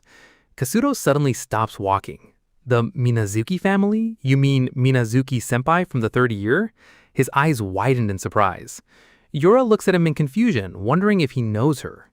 Kazuto excitedly explains that she's incredibly famous. According to him, she's an absolute beauty, the top student in her grade, and practically perfect. She's the kind of girl who attracts everyone's attention simply by walking through the school. Grinning, Kazuto remarks that Yura is incredibly lucky to have gotten close to someone like her, admitting that he's honestly jealous. Yura stares back at him with a completely blank expression. He simply wonders what is supposed to be lucky about it, adding that she's actually terrifying. Kazuto laughs cheerfully and says that's exactly what makes her so appealing. In his eyes, a cool and mysterious beauty is every guy's dream. He also mentions that she never hangs out with anyone and always eats lunch alone, making her seem even more mysterious. Suddenly, Kazuto grabs Yura's arm and eagerly asks him to tell the whole story. Yura immediately pulls away, saying that there is no way he's doing that because he's already tired. Refusing to give up, Kazuto quickly pulls out a newly released game with a triumphant smile, hoping to change his mind. Yura pauses for a moment before letting out a sigh. Geez, fine, let's go to my place. Kazuto beams with excitement and happily follows after him.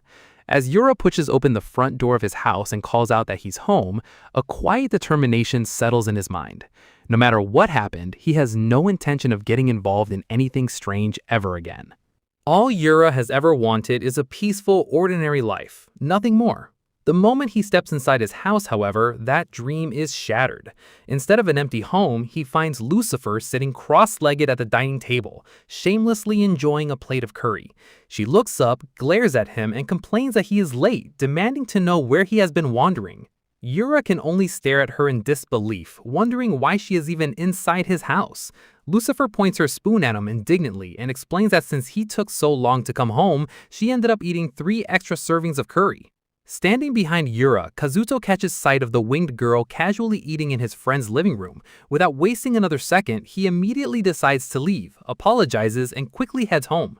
Once they are alone, Lucifer turns toward Yura, her wings fluttering with irritation. She reminds him that after everything he did to her body, he has a lot of nerve acting so casually. She insists that he take responsibility for it. Yura responds with a cold stare, asking what exactly she thinks she is doing. Lucifer calmly explains that originally she came to continue their fight from last time. However, after letting out a sigh, she admits that the wings Yura damaged have not fully healed yet. Because of that, she declares a temporary truce. Still, she said doing nothing was boring, so she decided to gather information instead. With a smug smile, she reveals that she has secretly been monitoring Yura's movements for the past 3 days. Yura presses a hand against his face, silently wishing she would just go home. Lucifer then cheerfully mentions that his mother has gone shopping and that tonight's dinner will be ginger pork. It quickly becomes clear what happened. After sneaking into the house, Lucifer unexpectedly ran into Yura's mother. Rather than questioning the winged stranger, Haruko simply welcomed her inside, served her curry, and even asked if she was one of Yura's friends. As Yura changes out of his school uniform, Lucifer watches him from across the room. After a moment, her expression turns serious. She suddenly asks if he is involved with the Minazuki family. Yura pauses and asks how she knows about that.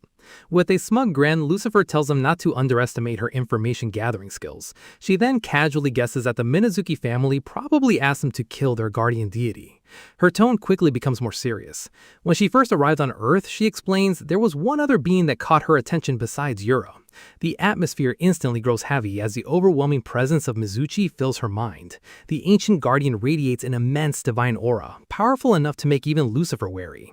She explains that the being known as Mizuchi is incredibly powerful. If it ever lost control, it possesses enough strength to wipe the entire city off the map. After a brief silence, Lucifer fixes Yura with a serious stare, convinced that he intends to fight it. Without the slightest hesitation, however, Yura calmly refuses. He simply says that he has no intention of doing it because it sounds like too much trouble. Lucifer freezes in disbelief before rushing toward him in frustration. She grabs hold of him and demands to know why he refuses to fight such a dangerous monster. Dramatically shaking him, she insists that she wants to witness a battle to the death, and complains that he is no fun at all. Yura glances at her from the corner of his eye and quietly admits that he never actually sensed anything particularly dangerous from Mizuchi. Annoyed by her constant pestering, he tells her that she is incredibly irritating.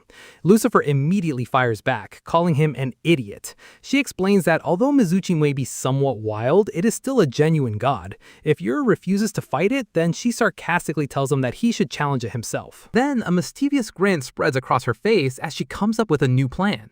She declares that if she defeats Yura after he defeats Mizuchi, then she will become the strongest. In her mind, it is the perfect outcome. Yura stares at her with a blank expression and reminds her once again that he is not a demon. Letting out a sigh, he tells her that he understands what she's saying, but he still refuses. As far as he's concerned, problems like this should be resolved by the people directly involved. But if that is the case, then it cannot be helped. Lucifer suddenly grins again, a dangerous gleam in her eyes. She announces that she has another way to convince him. Without warning, she shoves a laptop right in front of Yura's face. His eyes immediately widen in horror. He instantly recognizes it as his own laptop.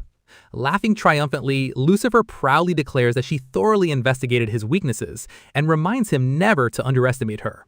The laptop screen lights up, revealing numerous folders. One folder in particular makes Yura freeze on the spot. Its name is simply Naughty Stuff. Lucifer's smile becomes absolutely devilish. She sweetly threatens to show everything to his mother first before uploading it all to the internet for the entire world to see. Yura's face immediately turns pale. Holding the laptop like the ultimate weapon, Lucifer tells him that if he wants those files secret, then he has no choice but to fight. Grinding his teeth, Yura mutters that she is a complete devil. Lucifer immediately puffs out her cheeks in protest and reminds her that she is an angel, not a devil. The scene then shifts to the quiet Minazuki family estate as the evening sky grows darker, a silent reminder that time is running out before the coming crisis. Meanwhile, alone inside her room, Miyako sits quietly beside her bed with her arms wrapped tightly around her knees. Her teeth clenched as her body trembles uncontrollably. No matter how hard she tries to calm herself, one terrifying thought keeps echoing through her mind. Soon, I'm going to die. She keeps reminding herself that this is a noble duty, the responsibility of someone born into the Minazuki family. She tells herself over and over that she has already accepted her fate. But her body refuses to listen.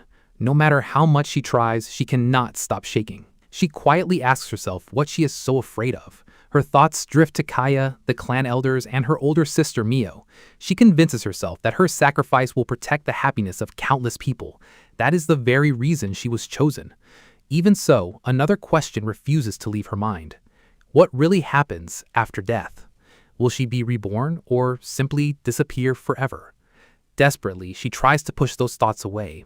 Instead, she imagines countless hands reaching out from the darkness, dragging her into an endless void where no light, warmth, or hope exists. Unable to hold back her fear any longer, she quietly whispers that she is scared. Just then, the door to her room slowly opens. Mio stands silently in the doorway with an unreadable expression. In a gentle voice, she calls out to her younger sister. Miyako slowly raises her head, her eyes red and swollen from crying. Despite her condition, she responds sharply, asking why Mio came and saying there is nothing she wants to talk about. Mio calmly steps into the room and softly tells her not to worry. Miyako's eyes widen in surprise. She immediately asks if Mio is about to say that she plans to take her place as a sacrifice. Mio made the declaration with a trembling yet determined voice. The reaction was immediate. Miyako sprang to her feet, her voice cracking with emotion as she shouted that Mio should stop being ridiculous. She insisted that she had never asked her to do such a thing. Mio flinched, but she refused to back down. Breathing heavily, Miyako pointed toward the door and ordered Mio not to do anything unnecessary. She reminded her once again that she had never considered a failure like Mio to be her sister. Without saying another word, Mio stepped forward and wrapped Miyako in a tight embrace. Miyako froze in complete surprise. Although she was caught completely off guard, she did not push Mio away. Looking at her little sister with gentle yet unwavering eyes, Mio quietly assured her that everything would be all right. She explained that she understood what Miyako was truly feeling. Still trembling, Miyako stared silently at her. Mio smiled softly and told her that she knew because she was Miyako's older sister. For a long moment, the room remained completely silent. Then, deep within Miyako's heart, the feeling she had buried for so long finally surfaced. She admitted to herself that she had always disliked Mio Minazaki. A childhood memory flashed through her mind. The two sisters stood side by side as children. Even back then, Mio rarely showed her emotions and always acted calmly, almost as though she had already given up on everything. Miyako had never liked that attitude. Another memory followed. Young Miyako stumbled and fell into the grass with a startled cry. Mio quietly turned toward her, gently called her name, and reached out a hand to help her stand. Under the wide blue sky, the young Mio stood before her little sister with her hand extended. From a distance, the two appeared as tiny figures against the vast horizon, one reaching out to support the other. Back in the present, every emotional wall Miyako had built over the years finally collapsed. Her face crumpled as tears poured endlessly down her cheeks. For the first time, the overwhelming fear and burden she had carried all alone were released, and she broke down crying in her older sister's arms. Mio held Miyako even tighter. "Sis," Miyako whispered, her voice barely audible. After a brief moment, Mio gently pulled back and looked directly into her little sister's tear-filled eyes. She calmly revealed that she had no intention of becoming a sacrifice. Miyako blinked in confusion. "Huh?" Stepping back, Mio's expression became firm with quiet determination. Every trace of hesitation had disappeared from her face. She declared that she was going to defeat Mizuchi-sama.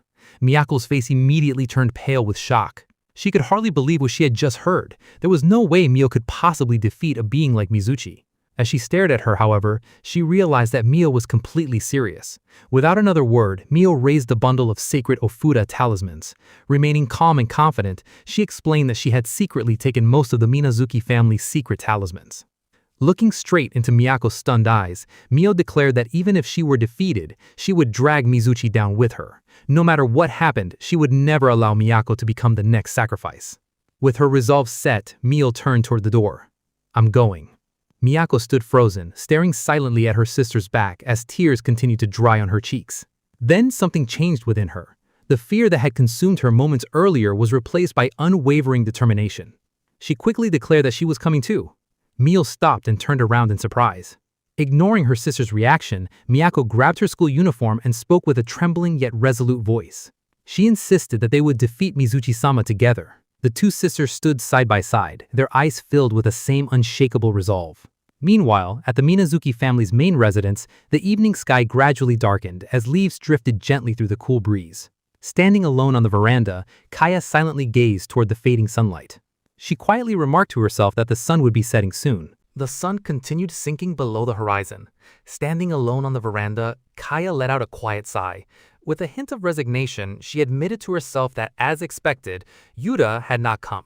Her thoughts were suddenly interrupted when Hiragi burst through the sliding door, breathing heavily in panic. He urgently reported that Miyako and Mio had both entered the Forbidden Garden. Kaya's expression instantly sharpened. Meanwhile, within the Minazuki family's Forbidden Garden, the two sisters had already arrived. Mio and Miyako stood before a massive ancient torii gate, its weathered wooden pillars disappearing into the darkness beyond. The air surrounding it felt unbearably heavy, filled with an overwhelming divine presence. Resting a hand on the hilt of her sword, Miyako quietly remarked that they had finally reached the sacred domain. Standing beside her, Mio silently gazed toward the gate. Beyond it lay Mizuchi-sama. The ancient torii gate radiated an overwhelming aura that felt both a warning and an invitation. Neither sister showed any intention of turning back. The moment they stepped closer, the atmosphere changed dramatically. A suffocating pressure surged from beyond the gate. It was ancient, ominous, and undeniably alive. Grinding her teeth, Miyako admitted that they had not even entered yet the aura alone was already terrifying. After a brief silence, Mio quietly suggested that she should go alone after all. Miyako immediately turned toward her in disbelief. Before Mio could continue, Miyako firmly refused. She declared that Mio should never underestimate her. She had no intention of running away because she too was a daughter of the Minazuki family. There was no fear left in her eyes. Mio looked at her younger sister before making her own determination clear. Even if it cost her life, she vowed that she would never allow Miyako to become the sacrifice. No matter what happened, she would protect her. Just as the two sisters prepared to step through the gate, a calm voice stopped them. Hold on. Both sisters turned in surprise. Standing before the ancient Tori gate was Yura Natsuki. With his hands resting calmly at his sides and a determined expression on his face, he silently blocked the path ahead. Yura calmly declared that he would take down the land god himself and ordered the two sisters to leave immediately. Miyako's eyes widened in shock. She could hardly believe that Yura Natsuki had appeared before them. Both sisters stared at him in disbelief. Mio's expression shifted between surprise and suspicion as she quietly asked why he had come. Miyako's gaze immediately hardened. Meeting her eyes without hesitation, Yura told her to stop fooling around. Miyako coldly replied that whatever he was thinking had nothing to do with him because this was a matter for the Minazuki family alone. In one swift motion, she drew her sword and pointed its blade directly at him. With a sharp, unwavering voice, she warned that outsiders had no place interfering. Mio quietly stepped forward. She admitted that she had originally hoped Yura would help them, but after thinking it over, she no longer believed he could defeat Mizuchi-sama. Looking at him with genuine concern, she urged him to go home quietly because she did not want him to lose his life by becoming involved in their battle. Yura glanced at both sisters. One was threatening him with a sword, while the other was trying to send him away for his own safety. Letting out a long sigh, he muttered that they were both incredibly noisy. At last, his patience reached its limit. His expression hardened and an overwhelming intensity filled his eyes. He bluntly declared that he had no time to waste on arguments and ordered them to move aside immediately. The sudden change in his demeanor made Miyako instinctively flinch. Beside her, Mio remained calm as though she had expected that reaction from him. Before either of them could respond, Miyako dashed forward with astonishing speed. Her sword sliced towards him with the precision of countless hours of training. Yura calmly stepped aside at the last possible moment and deflected the attack, allowing Miyako to sweep past him before landing smoothly behind him. Watching her movements, Yura quietly muttered that it was the same attack pattern as before. Without giving him even a second to recover, the battle erupted. Mio descended from above, while Miyako launched another attack from the front, perfectly coordinating their assault to trap Yura between them. The two sisters attacked simultaneously from opposite directions, forcing Yura to keep track of both opponents at once. His eyes sharpened as he carefully analyzed their movements. Quietly adjusting his stance, he remarked that he understood their strategy. In the next instant, Miyako slashed from one side while Mio rushed in from the other. The sisters moved in perfect harmony, their years of training together evident in every step. Miyako declared that this time it was 2 against 1 as she charged forward with a confident grin, her sword raised high and her long hair flowing behind her. At the same moment, Mio closed in from the opposite side, trapping Yura between them with a flawlessly coordinated attack that left almost no room to escape. Swords and fists collided in a violent burst of force. Sparks scattered in every direction as the three exchanged blows and the impact cracked the ground beneath their feet. Then, in a decisive moment, Mio drove a full-powered punch straight toward Yura. Without the slightest hint of effort, Yura caught her fist with one hand. His posture never shifted. There was no sign of strain. His calm grip completely stopped Mio's attack in midair. Mio's eyes widened in disbelief as she stared at her fist, now firmly trapped in Yura's hand. In that instant, she realized the overwhelming difference in strength between them. Watching from the side, Miyako froze in shock before shouting Yura's name in alarm. At the same time, Mio calmly caught Miyako's sword with his free hand, bringing the blade to a complete stop. Looking at both sisters with unwavering eyes, he quietly apologized before telling them the truth. No matter how hard they fought together, neither of them could defeat him. The words struck both sisters like a heavy blow. Miyako's confident expression immediately crumbled as the overwhelming gap between them became impossible to deny. The two sisters landed several meters away, visibly shaken but unwilling to give up. Miyako gritted her teeth before finally shouting the question that had been weighing on her mind.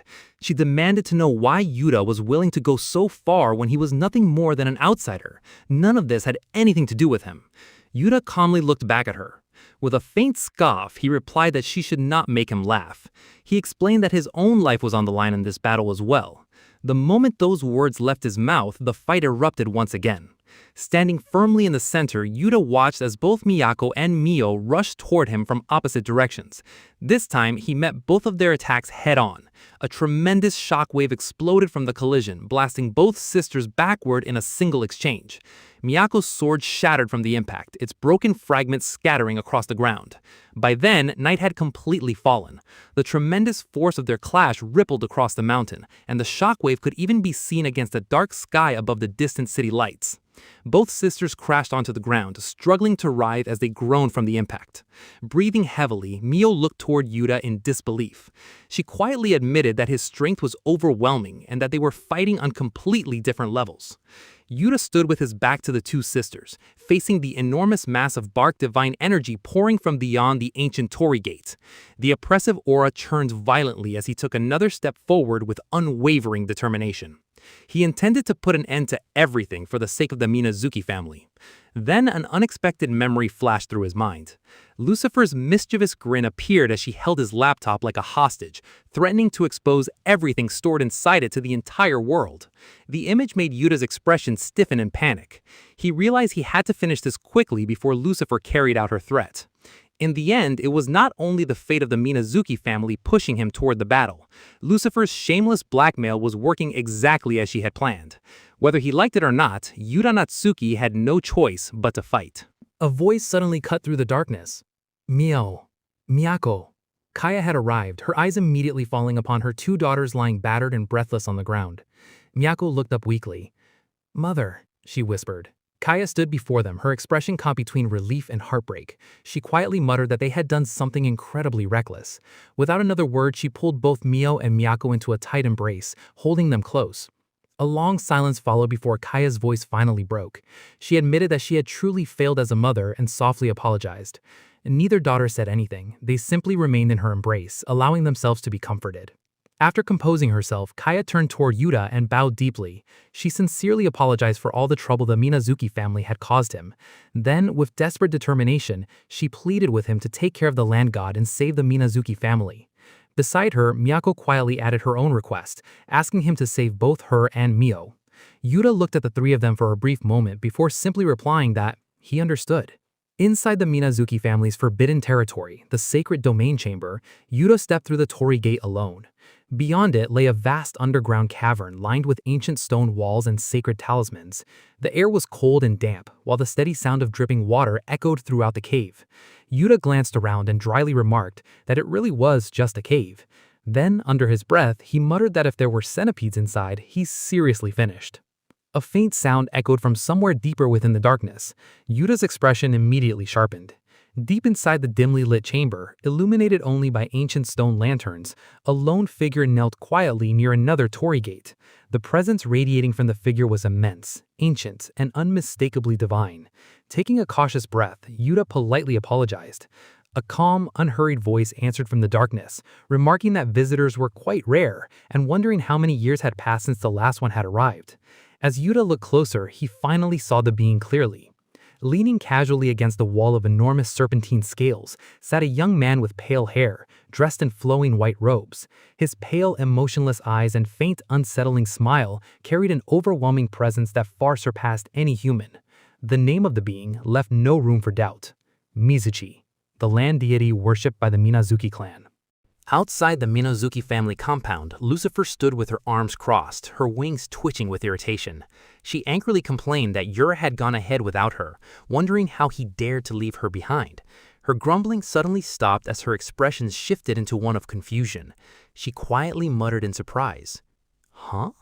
Meanwhile, inside the sacred domain chamber, Yura stood before the Torii Gate, facing the lone figure waiting beyond it.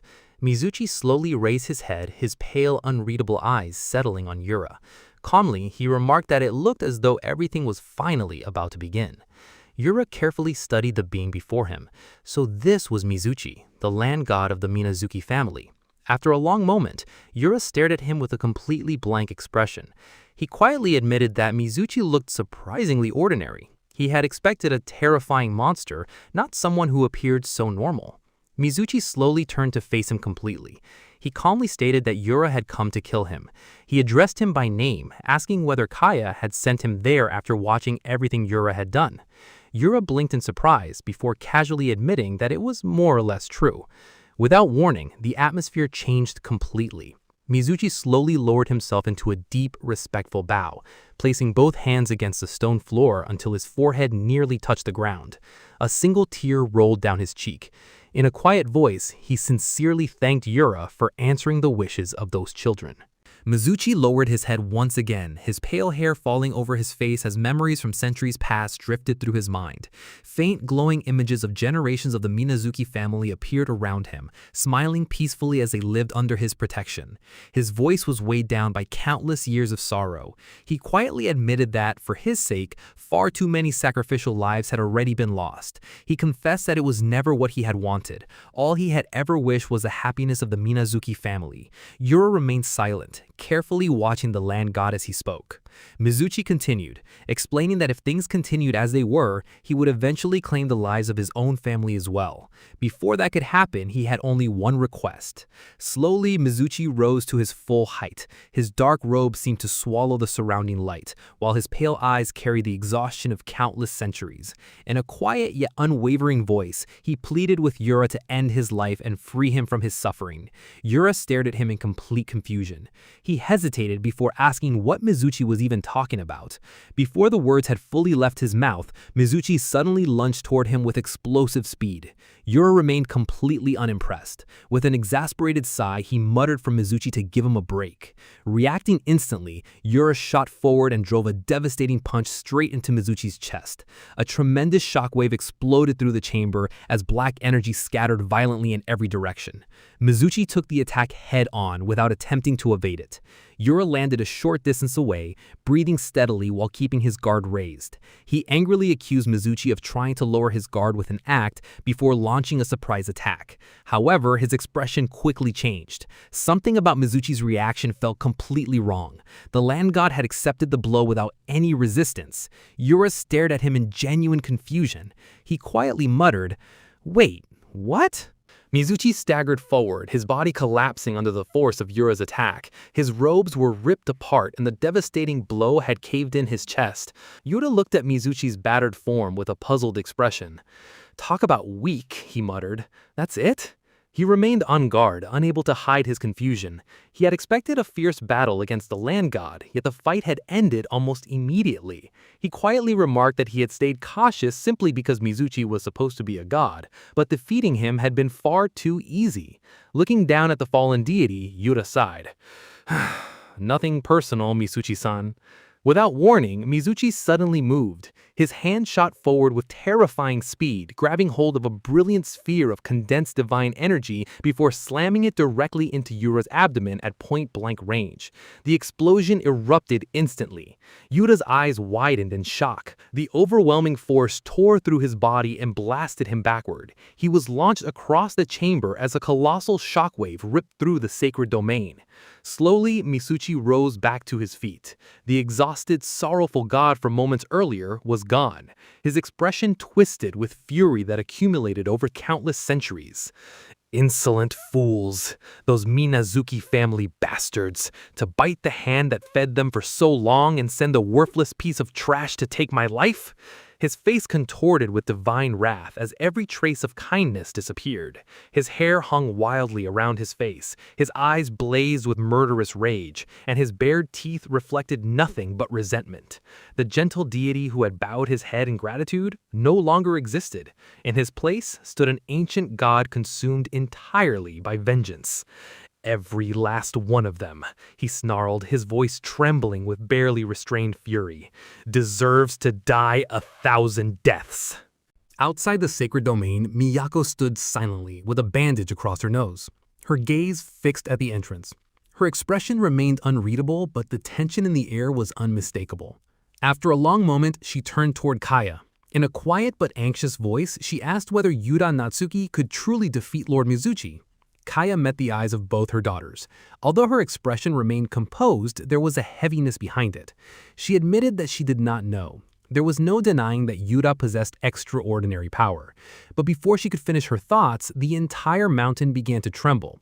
A violent shockwave erupted from deep within the sacred domain. The earth shook beneath their feet as an overwhelming torrent of dark energy leaked through the cracks surrounding the ancient torii gate. Mio and Miyako immediately turned toward the entrance. Mio gasped in alarm, asking what was happening. Miyako's eyes widened as fear crept across her face. She quietly muttered that it couldn't be. The terrifying surge caused everyone nearby to react in shock. Without hesitation, Kaya stepped in front of the others. She ordered everyone to get behind her immediately while spreading her arms to shield them. Mio instinctively questioned her, but Kaya firmly cut her off, telling them not to ask questions and to hurry. At that instant, an enormous tortoise-like guardian spirit materialized before them. Its ancient shell expanded into a radiant dome of divine energy surrounding everyone inside a powerful protective barrier. Kaya summoned her guardian spirit, Shikigami Genbu. The colossal guardian stood firmly between them and the overwhelming darkness pouring from the sacred domain. Miyako stared at the swirling black storm in disbelief and asked what the ominous gale truly was. Kaya's expression grew grim. She quietly revealed that it was Mizuchi's alternate persona. The land god had awakened.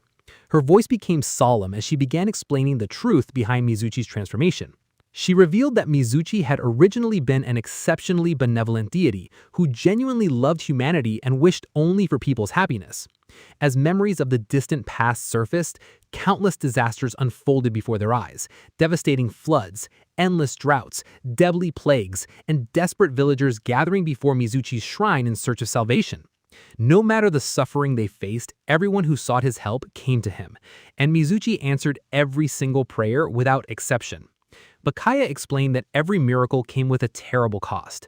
By continuously absorbing humanity's impurities into his own body, the corruption slowly accumulated over countless generations. Eventually, that endless burden consumed his heart. The god who had once loved humanity above all else gradually became overwhelmed by doubt, resentment, and uncontrollable rage. Kaya kept her eyes fixed on the sacred domain, her expression growing increasingly grave. She explained that the overwhelming presence they were witnessing was the alternate personality born from Mizuchi's accumulated hatred and despair. She solemnly declared that this was Mizuchi's true form. Inside the sacred domain, the transformation was unmistakable. Mizuchi stood with his black hair rising like flames, his robes tattered and engulfed by swirling dark energy. Every trace of the gentle deity who had bowed in gratitude moments earlier had vanished, replaced by an ancient god consumed entirely by wrath. Yura immediately sensed the dramatic shift. The pressure filling the chamber had completely changed. His expression sharpened as he quietly remarked that Mizuchi's power had skyrocketed.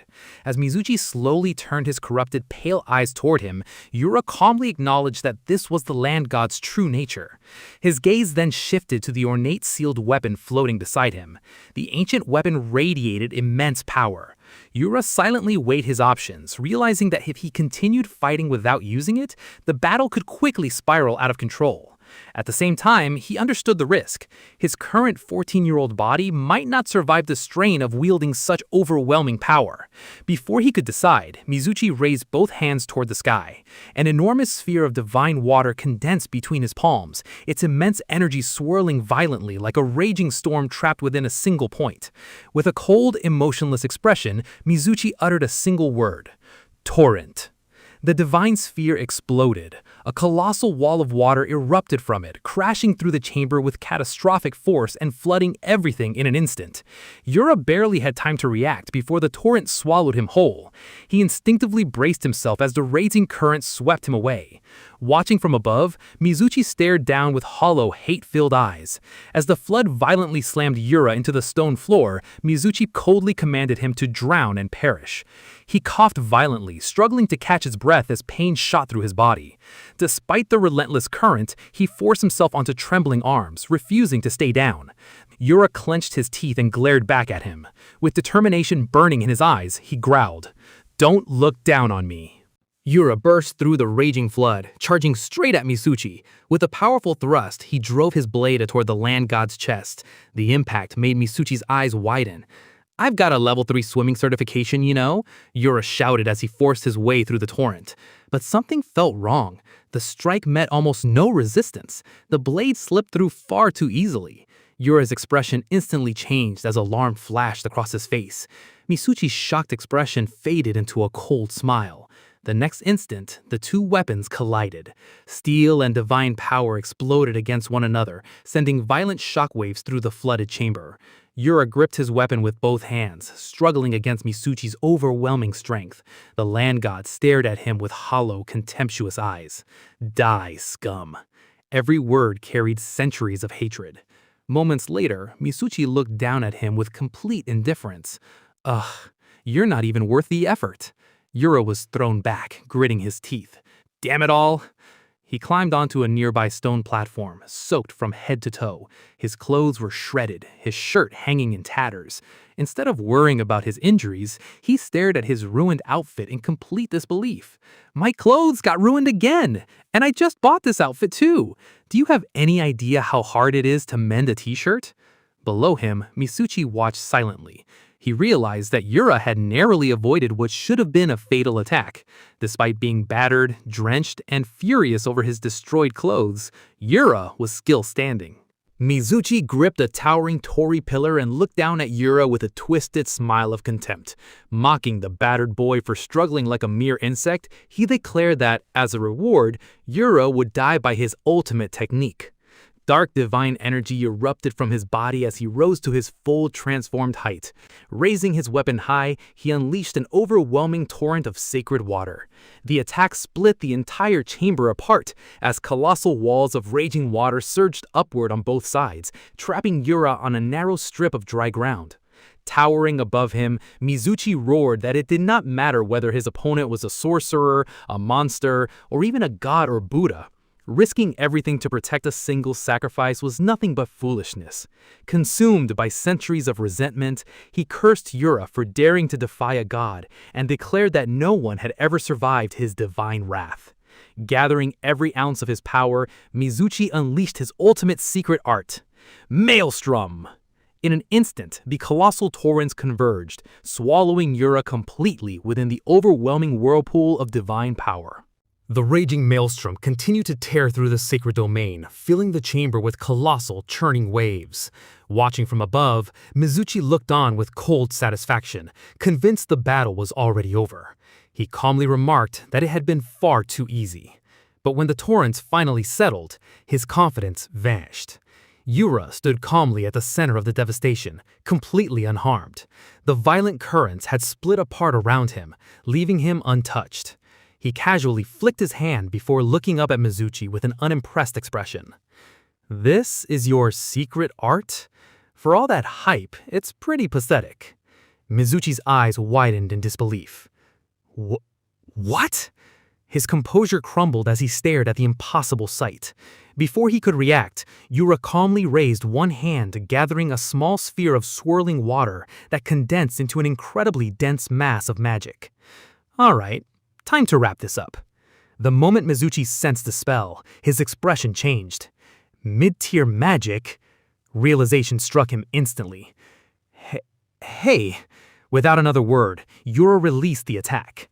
The compressed sphere of water erupted into a spiraling vortex that pierced straight through the chamber, drilling directly towards Misuchi with devastating force.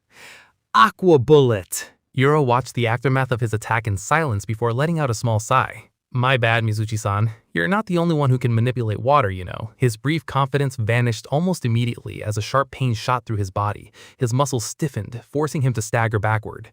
"My body's locking up. Ow, ow, ow, man, that hurts. Guess mid-tiered magic really takes a toll on this body." Before he could recover, a gigantic shadowy hand burst from the darkness and seized him. Thick black chains spiraled around his body, binding him completely in an instant. Sealing art? iron cage. Yura's eyes widened as the restraints tightened around him. Whoa, what the hell is his hand? From the darkness, Mizuchi emerged once more, his body now engulfed in writhing shadows and twisting tendrils. Overflowing with rage, he glared down at his captive. How dare a mere human defy me? I'll make you pay. I'm going to rip you limb from limb. Still trapped within the chains, Yura looked at the furious deity with a tired, unimpressed expression. Great, so he's one of those immortal types. Man, talk about a stubborn god. He casually raised a hand, attempting to cast a spell. Nothing happened. Yura blinked in confusion. That's weird. A cruel smile spread across Mizuchi's face. It's only natural. I have completely sealed your magic. The realization struck Yura at once. It must have happened the moment Mizuchi grabbed him.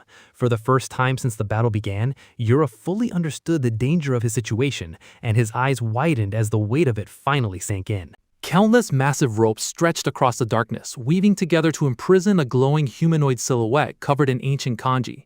As the curse tightened, Mizuchi declared that the technique, prison, was created to completely seal a target's magic and spiritual power, severing the very source of their abilities. With a cruel smile, he proclaimed that Yura would slowly wither away and die where he stood, unable to cast even a single spell. Yura listened without the slightest piece of panic. Instead, he casually remarked that he might steal the prison technique for himself someday, admitting it looked surprisingly useful. Ignoring the furious god, Yura lowered himself into a deep stretch, calmly loosening his muscles as though preparing for exercise rather than a life-or-death battle. Mizuchi stared at him in disbelief and demanded to know what he thought he was doing. Yura answered matter-of-factly that he was simply stretching. Pulling a muscle in the middle of a fight would be a real nuisance. He also admitted that, honestly, he hated close-quarters brawling. It made him sweat and it was far too exhausting for his liking. After finishing his warm-up, Yura rose to his feet with a confident grin, cracked his knuckles, and challenged the furious deity. All right then, shall we move on to round 2? Mizuchi's eye narrowed into a razor-thin slit as its patience finally snapped. Grinding his teeth, he let out an irritated click before his rage exploded. "You goddamn brat!" Dark power erupted around the enraged god. Standing below him, Yura remained perfectly focused, his sharp gaze locked onto Mizuchi as he silently prepared for the next exchange. Mizuchi's fury reached its peak as dark energy surged around his transforming body. Veins bulged across his face while he glared at Yura with pure hatred. "You insolent human! How dare you make a mockery of a god!"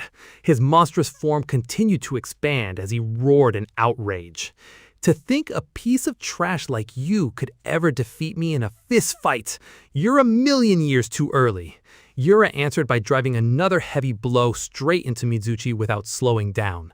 A faint smirk crossed his face as he continued his relentless assault. "Man, you sure like to hear yourself. So you're probably just thrilled to finally have someone to talk to. I get it, you've been cooped up for ages. But honestly, I don't have time to stand here and shoot the breeze with you." Without breaking his rhythm, Yura stepped in again and threw another crushing punch. Good grief. The impact echoed through the chamber. Mizuchi staggered backward in shock. How could? Before he could recover, another barrage of blows crashed into him. His regeneration struggled desperately to keep pace with the overwhelming punishment. "I can't regenerate fast enough."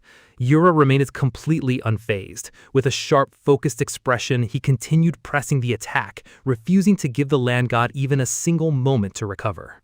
Inside the sacred domain, the relentless exchange finally slowed. Yura lowered his fists and let out a long, exhausted breath. Phew! He shook out his aching arms with a pained expression. "Man, my arms are killing me." Meanwhile, outside the sacred domain, Kaya led the others farther from the entrance before finally stopping. "We should be safe once we get past this point." Before anyone could relax, another violent tremor erupted from underground. An even larger explosion echoed through the mountain, shaking the earth beneath their feet. Startled, Mio looked toward the sacred domain. That one was way bigger than the last. Another explosion? Realizing the danger, Kaya immediately began issuing orders. "Hiragi, I'll drop a barrier here to contain the damage as much as possible. Head back to the estates and make sure everyone evacuates." Hiragi bowed without hesitation. "As you wish." As he departed, Miyako kept her anxious gaze fixed on the sacred domain. What on earth is even going on in there? Yura Natsuki. Noticing her concern, Mio smiled reassuringly. Don't worry, Miyako. Miyako immediately flustered and turned away. I am not worried about him, not even a little bit. Mio couldn't help teasing her. There's no need to stress. I'm sure he'll stroll back like nothing happened. He's not exactly a pushover. In fact, the guy's a total monster. Kaya called both of their names, bringing the conversation to an abrupt halt. And you too, Miyako. Her expression grew solemn as she turned to face her daughters. There's something I must share with both of you, regarding Mizuchi and myself. Something about Lord Mizuchi and Mother. Kaya lowered her eyes before quietly revealing the truth she had kept hidden for years. That person is the only person I have ever truly loved. 23 years earlier, beneath a canopy of white wisteria stood an ancient stone torii gate. At its center hung a sacred plaque engraved with the words, Serpent God. 14-year-old Kaya Minazuki stood before the shrine, clutching her kimono tightly as nervousness filled her white eyes. Alone, she made her way along the dark mountain path, guided only by the flickering light of a nearby lantern. It's so dark out. A sudden rustle echoed from the darkness. Startled, Kaya immediately turned toward the sound. Who's there? Her eyes widened in fear as Mizuchi, a tall, white-haired figure dressed in dark robes, emerged from the shadows. His expression remained unreadable as he slowly approached. Frozen in place, Kaya could only stare. The moment Mizuchi reached out toward her, panic took over. She turned and tried to run, but after only a few steps, she stumbled across the rocky ground and fell hard. Her hand trembled against the stones as she struggled to crawl away. Looking up in terror, she found Mizuchi standing over her once again. To her surprise, Mizuchi quietly knelt beside her instead of attacking. Gently taking her trembling hand, he began treating her injuries as a faint healing light enveloped his fingers. Sometime later, Kaya sat wrapped in bandages, still shaken as Mizuchi finished tending her wounds. She quietly explained that her healing arts could only mend surface injuries and were incapable of treating internal wounds. Mizuchi calmly advised her to rest for a while. Still, try to take it easy for a bit. After completing the treatment, he gave a small nod. That should do it. Though still wary of Mizuchi, Kaya silently watched him. The terrifying figure she had tried so desperately to escape had unexpectedly shown her nothing but kindness. Kaya's eyes widened in realization as she looked at the white-haired man before her. Are you Lord Mizuchi? Mizuchi gave a small nod. Yes, that's what people call me. The two sat beside a small campfire deep within the cave. After a brief silence, Mizuchi's expression turned more serious. More importantly, you are a daughter of the Minazuki family, aren't you? He looked at her curiously. I'm sure you were told never to enter. Why are you in the sacred domain? Kaya lowered her gaze, unable to answer. Noticing her hesitation, Mizuchi spoke again. Did something bad happen? Caught completely off guard, Kaya flinched. She turned her face away in embarrassment, unable to meet his eyes. Mizuchi quietly observed her before noticing something unusual. Your eyes are red. Kaya's expression tightened as she finally admitted the truth. My mother scolded me. I am a failure, despite being the heir. After a brief pause, she continued in a small voice. So I thought I'd pray to Lord Mizuchi to help me get better at my techniques. As the tension eased, Kaya looked back at him with an awkward smile. I gotta say though, I was surprised to see that Lord Mizuchi is just a normal person. For a moment, her imagination went wild, picturing a gigantic horned dragon-like monster towering over her. Amused by her expression, Mizuchi smiled. Did you expect me to look more like a monster? Kaya immediately panicked. No, Mizuchi laughed warmly.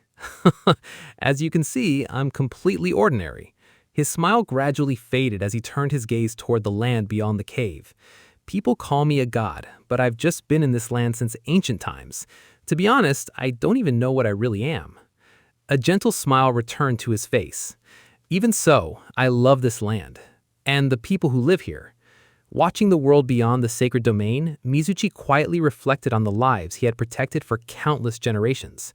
They laugh, they cry, sometimes they get angry and feel sorrow. Mizuchi looked at Kaya with a gentle expression before casually remembering something. He mentioned that he had heard she was having trouble with her techniques. If that was the case, he told her to visit the sacred domain from time to time, promising that he could teach her a trick or two. Kaya smiled warmly and nodded. Yes. From that day onward, Kaya began returning to the sacred domain again and again. Young Kaya approached the cave with bright excitement, calling out to the deity she had grown so comfortable around, Lord Mizuchi. As a child, Kaya proudly demonstrated her progress, her face beaming with happiness. Lord Mizuchi, I finally mastered the Shikigami technique. It's all thanks to your teaching. Years later, as a teenager, Kaya arrived carrying a carefully prepared lunch.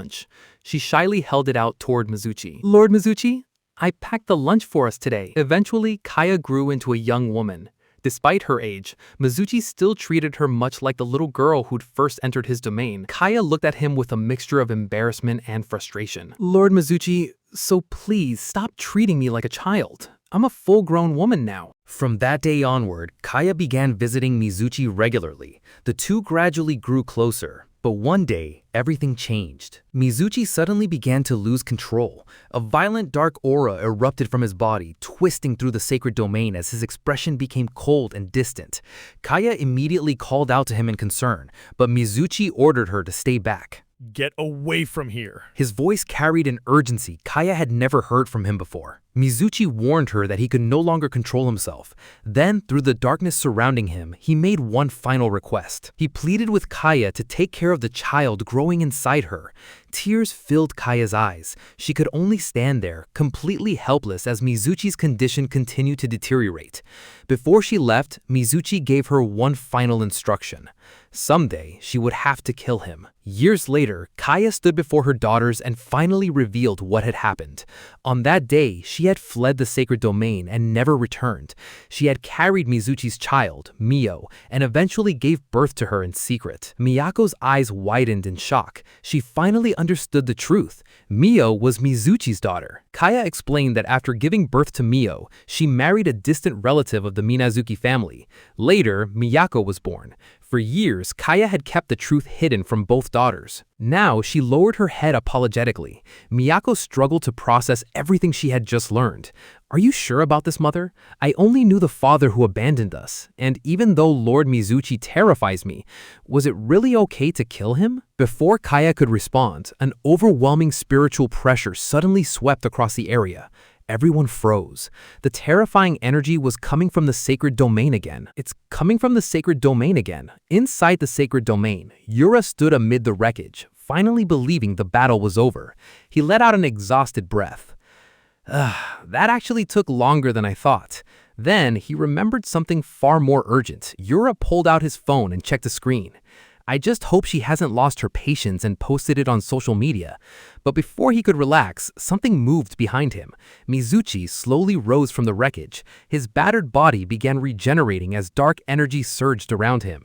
Despite everything, the land god still refused to accept defeat. I refuse to accept this. To think that I would be defeated by the likes of a mere human. Yura stared at him with growing annoyance. After everything they'd just been through, the god was still getting back up. Yura sighed. Look, man, you're way too damn persistent. Mizuchi slowly raised one hand as an enormous sphere of divine energy began forming above his palm. The massive power rapidly expanded, twisting with immense spiritual force. Watatsumi. The energy continued to grow as Mizuchi glared down at Yura. He declared that there was no longer any need for petty techniques like sealing spells. Instead, he would pour everything he possessed into one single attack. His magic, spiritual power, and even his life force to completely annihilate Yura. Yura barely reacted, looking more annoyed than concerned. Oh, lucky now I can use magic. The sphere above Mizuchi continued swelling until it threatened to overwhelm the entire chamber. Mizuchi's expression twisted into a furious grin. My wrath, turn it back if you can. Yura's expression immediately hardened. He realized the enormous attack wasn't aimed solely at him. If Mizuchi released it, at full power, the destruction would spread far beyond the sacred domain. You bastard! Are you planning to wipe out everyone in this city, not just the Minazuki family? Mizuchi's grin widened.